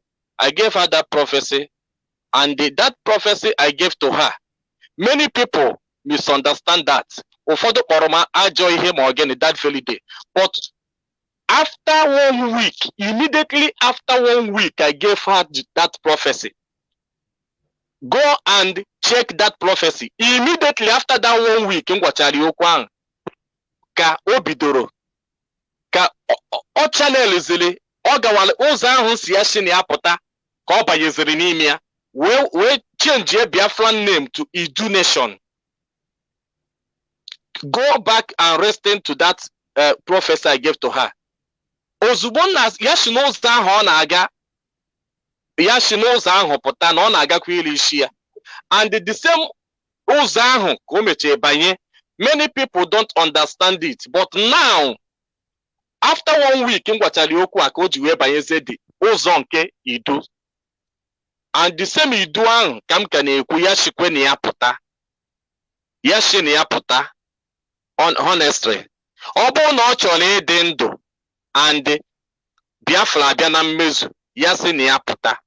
Ebe ọ sị na ọ ga-egbu ma asị m ya ọchụ nwa ọkụkọ nwa ada nwa ọkụkọ wee wee ọsọ ọkwa mụ abụ nwa eze Chukwu bụ ụzọ mba, nwa nne na nna ya mụrụ n'okporo ụzọ n'etiti ụzọ ka ọ mụrụ m ụbọchị afọ, were mmiri dị na main road saa m arụ, mmiri dị n'ụzọ ka o ji saa m arụ, ọbara m wụsara n'okporo ụzọ, o were mmiri dị n'ụzọ saa m arụ ụbọchị afọ.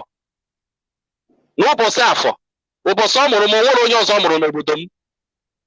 Ihe m ji na-ekwu ihe a bụ isi na ị ga-egbu m, enwego m ọgbụgba ndụ weti ndị nọ n'ana nwee ọgbụgba ndụ weti mmiri ozugbo m na-apụta ka ọbara m tụsara n'ana, were mmiri dị na main road a sakwa m arụ. Ọ bụkwa mmiri dị ọcha, ọ bụkwa ụlọ ọ mụrụ na ụlọ ọgwụ hospital, ji were mmiri dị ọcha, so mmiri main road ka o ji saa m arụ. Enwego m ọgbụgba ndụ weti mmiri and weti aja ana. So ihe m na-ekwu okwu ya bụ chi n'ụzọ anyị na-eje pụta, ọ na-agakwa iri isi gị. Ọ bụrụ na esi na ị gaghị esi na ya pụta, detukwe today's date, Friday 4th March 2022. O nwere ike nkwuchie ihe a ịkpọọ m ajọ mmadụ, mana detuo ya maka echi, maka nwanne echi, maka nwanne echi. Ọ na-emere n'izu omee n'ọnwa, chikwe n'ụzọ ahụ pụta. And again, my beloved brother Maazị Simeon Ekpa, this is my beloved brother. I call him beloved brother because no nwafọ Igbo and ọbara Igbo. Mana ana m enye gị advice today. You know, I don't like since of my broadcast or anything, I have never come to online mention Simeon Ekpa till today. Go and watch all my distance. I love him. Ọ na-eme ihe niile since for the fact that our leader say na broadcast say listen to Simeon Ekpa, listen to Omute Biafra, listen to Prince Darlington, listen to Biafran Child. O nwere so many names ọ kpọchara afa mgbe ahụ. our leader Pachana say people should listen. But that will not give you the impression or the impetus to fight onye ahụ guzobele gị maka ọkụrụ anaghị akarị onye kụrụ ya ma ọ dị mma ma ọ dị njọ ọkụrụ ama nkarị nata onye kụrụ ya. Nnamdi Kanu nwere trust ebe ị nọ initially, but now believe you me that Nnamdi Kanu trusts you no more because of gịnị? You have underlaid that respect o nwere ebe ị nọ iwụpụ gị ya n'ala by shift ihe niile ọ kwadoro ịkwadogharịa ya tinye ya n'ụzọ ọzọ. Maazị Nnamdi Kanu nwere okwu o kwuru nwere mgbe ọ na-achọ ime election. Maazị Nnamdi Kanu sị na onye ọbụla fụrụ ya n'anya ewepụkwana atinyekwana n'iwu ya until ya ejeche nata. Atụ na onye ọbụla fụrụ ya n'anya ọ sị na Monday sit at home, cancel that Monday sit at home until ya ejeche wee pụta. N'ọsọsọ mbọsị ya na-aga ụlọ ikpe ka ọ ga na-atinyere ya sit at home. Na onye fụrụ ya n'anya kịta mere ihe niile otu ya ga-esi wee pụta. Na onye ọbụla fụrụ ya n'anya gbaa mbọ ka o mee ka sure na iwu ya dị na otinyelo na owepụlụ until ya ejeche pụta. That word, many people misunderstand that word. Ha ghọtara ya. Ozi ahụ o ziri nwere reason o ji wee bịa otu ahụ, and ndị ọ bịara aghọtakwuru ya. So my advice to our beloved brother Maazị Simeon Ekpa bụ, you are doing a great thing by ịpụta na Facebook na-ekwu okwu. Ezigbo ihe, social media emeghị ya openly to onye ọbụla. But I would like you to come back to your senses. Come back to your senses. Stop fighting your fellow IPOB, your fellow indigenous people of Biafra. Anụsazina ụmụnne gị ọgụ. Anụsazina ụmụnne gị ọgụ. Mmadụ kechi ike na mba ọkwa omechekwa ọ natakwa ụlọ. So ọ kakwa mma welu ike ahụ niile nwere n'usoro ya ndị ilo anyị. Anụsazina ụmụnne gị ọgụ. Asịna na ị gaghị ege DOS ntị. Asịna na ị gaghị ege ha ntị. Onye fe eze ilu ya. All because of na ine nụrụ ha anya. Kedu otu ụmụaka ihe ịkpọrọ DOS bụ ụmụaka, kedu otu ụmụaka ga-esi gwa gị okwu ime ya? Nna, how many years ka ị ga-eji kpọọ DOS ụmụaka? Because ị bịa na DOS, o nwere ndị tọrọ gị, o nwere ndị tọrọ, o nwere ndị mụrụ gị, o nwere ndị mụrụ. You cannot call them. Ịpụta isi na Biafrans bụ ụmụaka. Mgbe isi na Biafrans bụ ụmụaka, isi na nna anyị bụ ụmụaka. Ọ ihe okwu a pụtara. Biko, come back to your senses. Ọgụ anyị na-anụ bụ ọgụ nwere onwe. Ọgụ ka ọ dịrị onye ukwu ma dịrị onye nta. Ma fight is na DOS. Our fight is na the structure of IPOB. Our fight is na Maazị Nnamdi Kanu. And that fight is na mụnwa bụ nwa eze Chukwu bụ ụzọ mba na onwere ihe ọjọọ mere unu. Biko, don't fight me. Ihe mmadụ bụ mfu eziokwu nkwupụ ya. And my ndụmọdụ na-enye DOS again, ndị niile bụ DOS, the leadership of DOS is this. Ndị Igbo si na ọnọgide n'ogwe ọfụwa ndị mmụọ. O nwere otu ihe ga-esi wee dị, aya channel our focus. Ihe ọbụla anyị na-eme, let us channel it to otu anyị ga-esi make sure na our leader pụtara ma ọ dị mma ma ọ dị njọ. Anyị aka anyị hafụ ịdị na-abịa na social media ekwu okwu. Ofu mkpụrụ okwu ọsọ mmiri anyị gbupụtara na social media nwere ihe o minere. O nwere ndị rekọdịrị, o nwere ndị kipụrụ ya, o nwere ndị dosere ya na ọma mpapụ n'obi ha.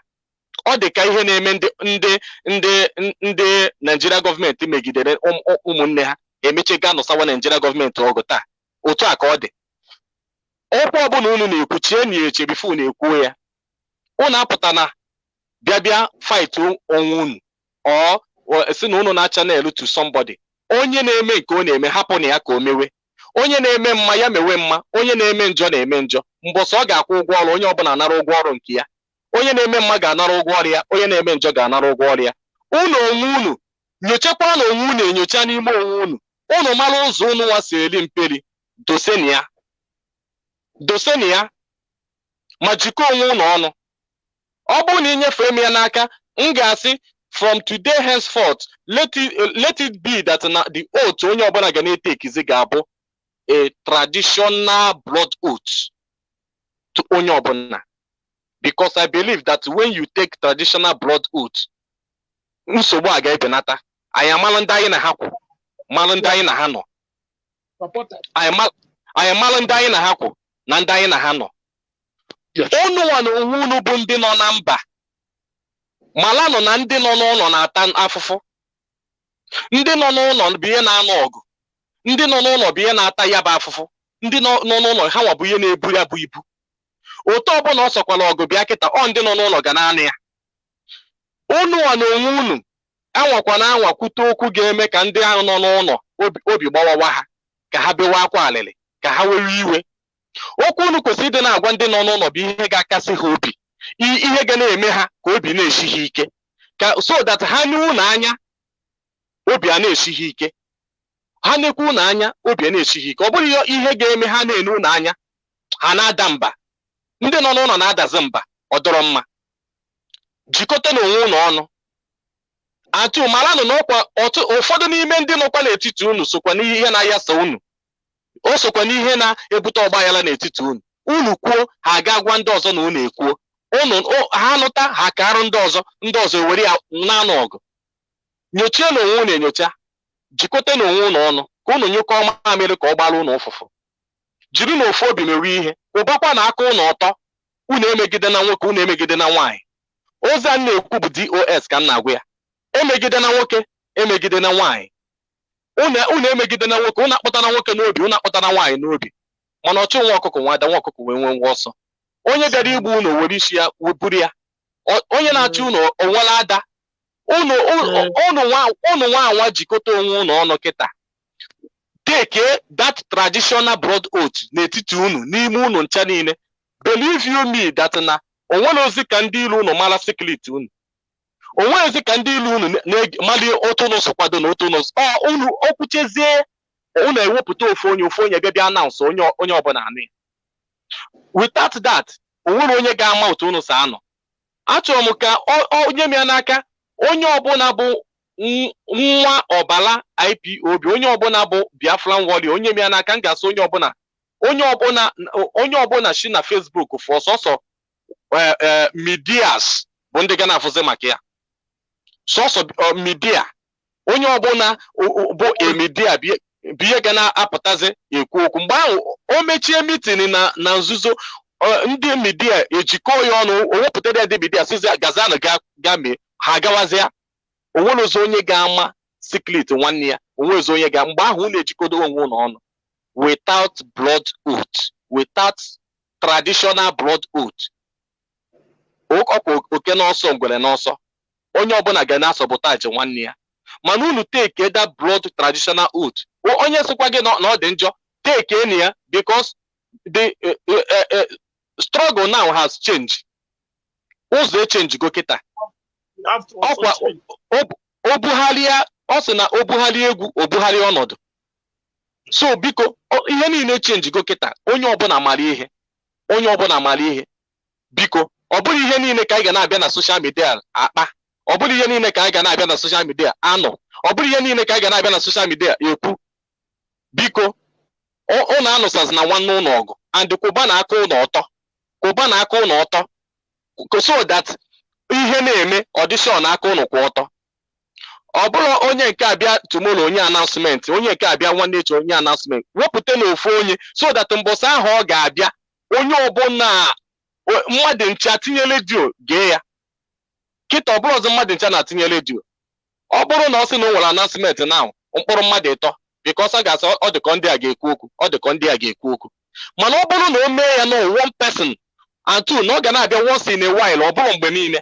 Biafran media warriors ha nwabụ ihe ga na-abịa mbọsị ọ ga-ekwuzi okwu the main thing na redio, onye ọbụla pụtazi ifedatụ na everybody will listen.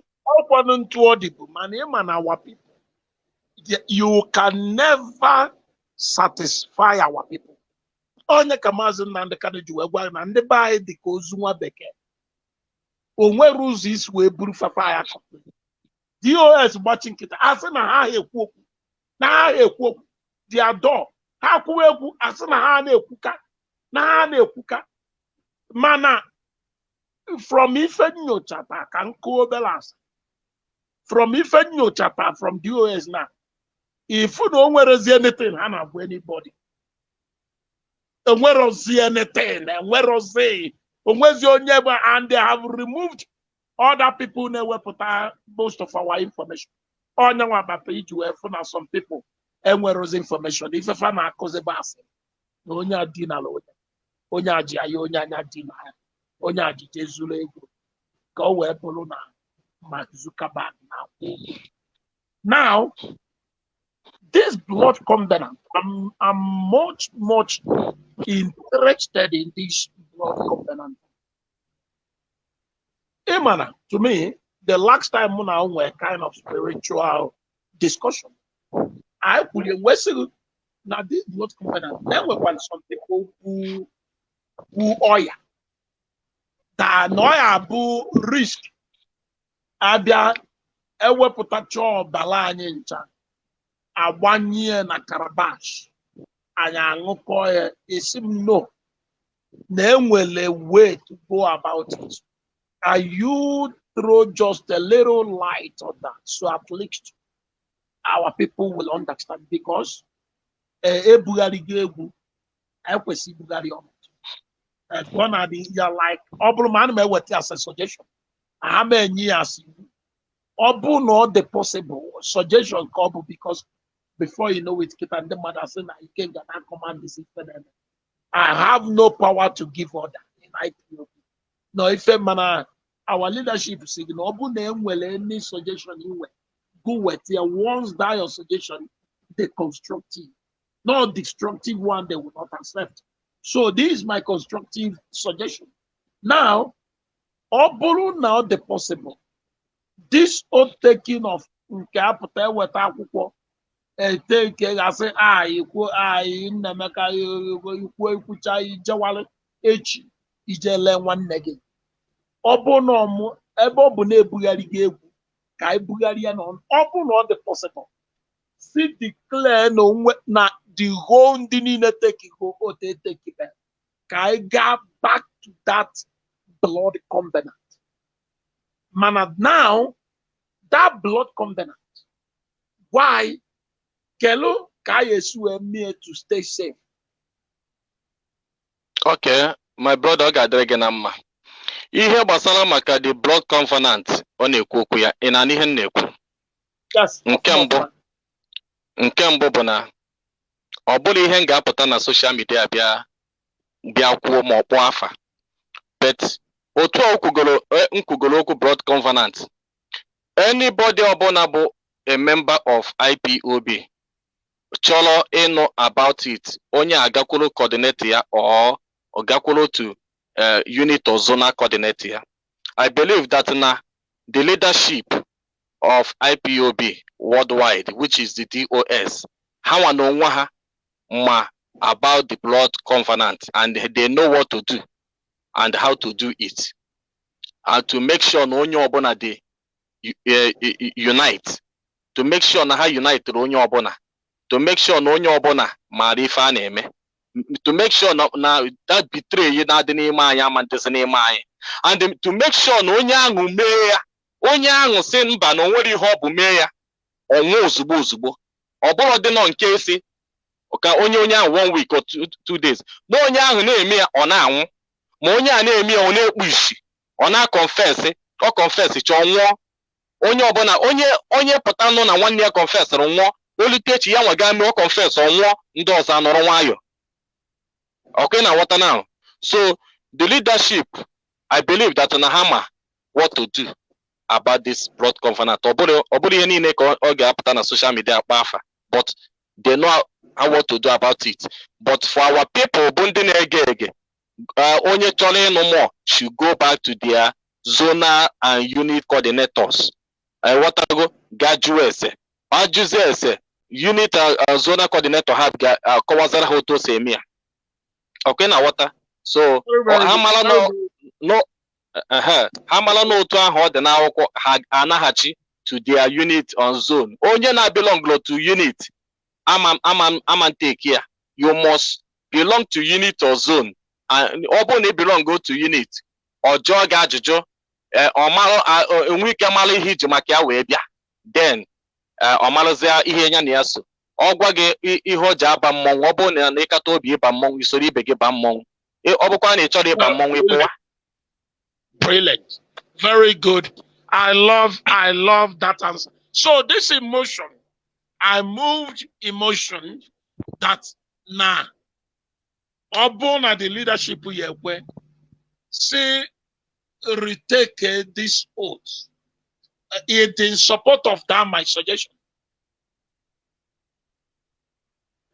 Come again, let me understand you. As with suggestion.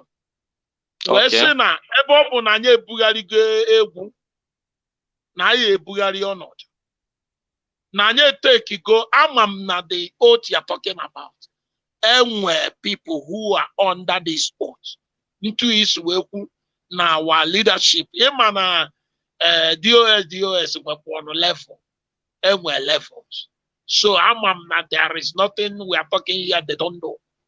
Nyakwa bụ the reason why when some people say they betray Anyana because I don't need to be with them before I know they you don't know we have ntu amuna no ama me female ntu agebu Sampe no ịma na onwe ihe mma akwegotago ndị nọ n'akụkụ ịma na onwe ihe mma maka ama na other people amara about it so ịpụtasị m na onye azụ ochi amụ ka mma ada amụ ife nji amụ bụ na I don't need to be there before man onye hezuru here.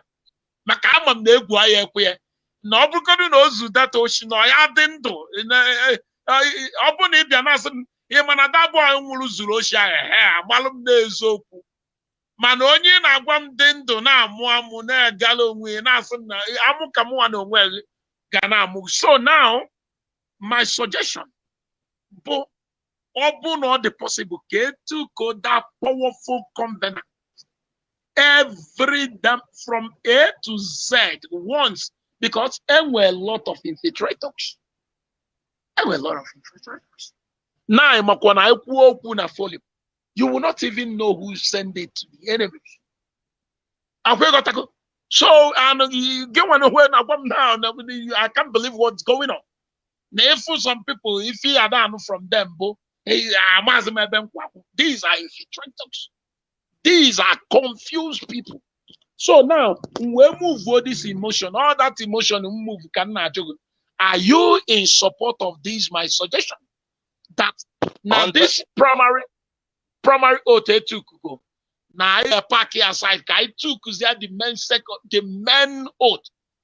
They in support of my suggestion. 100%. 100% supported. 100% supported. Yes, thank you. 100% supported. We thank dear friends all over the world, friends and lovers of freedom. Once again, my name is Ikengu Uluago, and I am here with Akaji of the dreamer, Sampe Master. And I believe now all of you made this program enjoy because anywhere a lot of spiritual discussions that is beyond human comprehension. But you know what? This will not be the last. This is just the beginning of our discussion because Anyaga Kusia today, man, if I get mena, but I got help for people, I got download the golden canoa into their brain. So at least another day. If I get message or Gaza Bose again, I get work. If I get member, people Gabia Jogos or Sanju. Mako Gagago, my Mexican people, Jomaga, you could get enough. Kagalinia now, people, a lot of information. You will go for the information, they too much. Our people find it very difficult to process it. So I thank you very, very much for joining me. And I believe that you will accept to join us some other time. And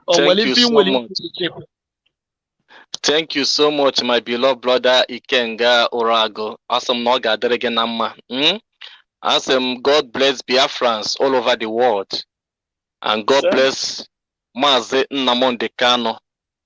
God bless all the good principal officers of IPOB worldwide. God bless Eastern Security Network, ESN. God bless DOS.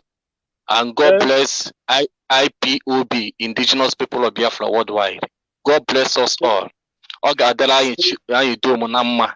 Asị m na nke onye chiri ya zere na ndụ ogologo ndụ n'ala isi ike ga-abụ nke anyị. Biafra anatagokwan. Maazị Nnamdi Kanu bụ onye isi anyị. Oge na-adịghị anya ọ ga-apụta.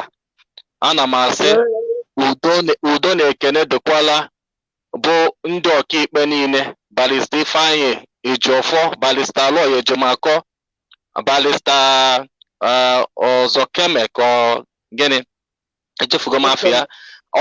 Ndị ọkaikpe niile bụ ndị ji ezi obi ha na-anọ ọgụ ka Biafra bịa na mmezu. Asị m na ọ ga-adịrị ụnụ na mma, maka na ọ dịrọkwa n'ezi na ọgụ anyị na-anụ bụ ọgụ nwere onwe, bụ ọgụ ụmụ anyị na ụmụ anyị.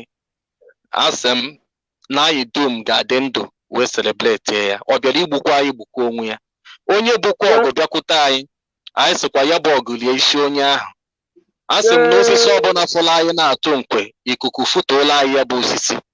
Anya ọbụla fọkwala anyị wee na-akwa akwa alịrị, anyị sị alịrị akọkwana ya n'anya, anya mmiri akọna ya n'anya. Anyị sị na onye fọla anyị wee cheta ihe gburu onwe ya gbukwee ya. Na ọ bịara igbu anyị ga-egbu onwe ya. Ihe anyị na-amalụ ama mma anyị, nke onye metere owere isi ya. Anyị nwa metokwe nke anyị were isi anyị bụrụ nke anyị. Anyị agaghị ebu ihe mmadụ metere, mmadụ agaghị ebu nke anyị metere. Asị m na ọ ga-adịrị anyị na mma, ọ ga-adịrị ụmụ Biafra na mma. Mgbe ọbụla ị na-ekpe ekpere na-aga ọfọ, na-echeta onye ndu anyị bụ Maazị Nnamdi Kanu na-ekpere na ọkwa ya nwa bụ isi listen anyị dum ji nọ na soshal midia taa. Maka na o wepụ ya, anyị ama nọ na soshal midia. Some of us ama ndị dị ndụ taa. Our leader is a God sent. O so n'ihe mere anyị ji dị ndụ taa. O so n'ihe mere anyị ji wee mara ebe anyị kwụ. Anyị ji wee si n'afụfụ wee na-apụta. Onye ọbụla na-ekpe ekpere na-atinye n'ekpere, the whole Biafrans, the whole Africa, because Maazị Nnamdi Kanu is God sent and a great child to the whole world. He shall live and Biafra must surely come during our own time. Ọ ga-adịrị anyị na mma, nke onye chiri ya zee. Ọ mụnwa bụ nwa eze Chukwu bụ ụzọ mba, nke unu ma dịka Don Prince, Sampe Master, aka ji ọfọ Igbo. Ọ ga-adịrị onye ukwu mma, dịrị onye nta mma, nke onye chiri ya zere. Sampe for you all. Sampe to Biafrans. Sampe for you, my beloved brother, Maazị Ikenga. Ọ ga-adịrị gị na mma. Thank you. And any day ịlọkwalụ nlọ n'isi anyị, mee ka anyị mata on time. It make a matter because it doesn't matter how bad or how favorable it may be, whether the dream will favor us or not. Just let us know, so we walk towards it. Ọ dị mma nwanne m nwoke, ọ dị mma. Naanị ihe m ga-ayọ gị, jisi ike n'ọrụ gị, jisi ike n'ọrụ gị, adakwa na mba, ada na mba, jisi ike na ọ sị na okwu na-eje walawala, anya na-ene walawala na-ene ya. Jisi ike n'ọrụ gị, keep on keeping on. So ihe ị ga-emere mba, atinyekwa n'aka gị n'ajọ ihe, atinyekwa n'aka gị n'imegide nwoke, imegide nwaanyị. Mana onye bịara imegide gị, onye awela na zere mmiri. Ọ ga-adịrị anyị dum na mma. God bless you and God bless Biafra. Thank you so much. Thank you very much and God bless you elephantly. So Biafrans all over the world, friends and lovers of freedom, that judged the text of Sampe Master Akajiofor, and believe you me, in fact, it is a great privilege to have Sampe Master here. Not judged. I'm not saying it for him to feel good. I'm not saying it for people to, but can you believe the cannibal of fiction that we interviewed today is beyond what I thought. And we are going to dwell more on this very topic. And I thank you all, dear friends. Una anugo the advice. Una emebukwana mad. Una etinyekwana aka n'ihe ọjọọ. ọ na-akụkwa na asịrị kogide mmadụ ife ọ na-ebodokwa na mmadụ ife omerụ si ejikwana na a na-akọ ọnụ jezie mmegbuo mmadụ maka na ọ bịala egbu anyị egbu onwe anyị anyị wejekwana igbu mmadụ ka anyị jiri aka anyị gbuo onwe anyị afọ mba ike nke Oluwadụ and from here I will be with you people some other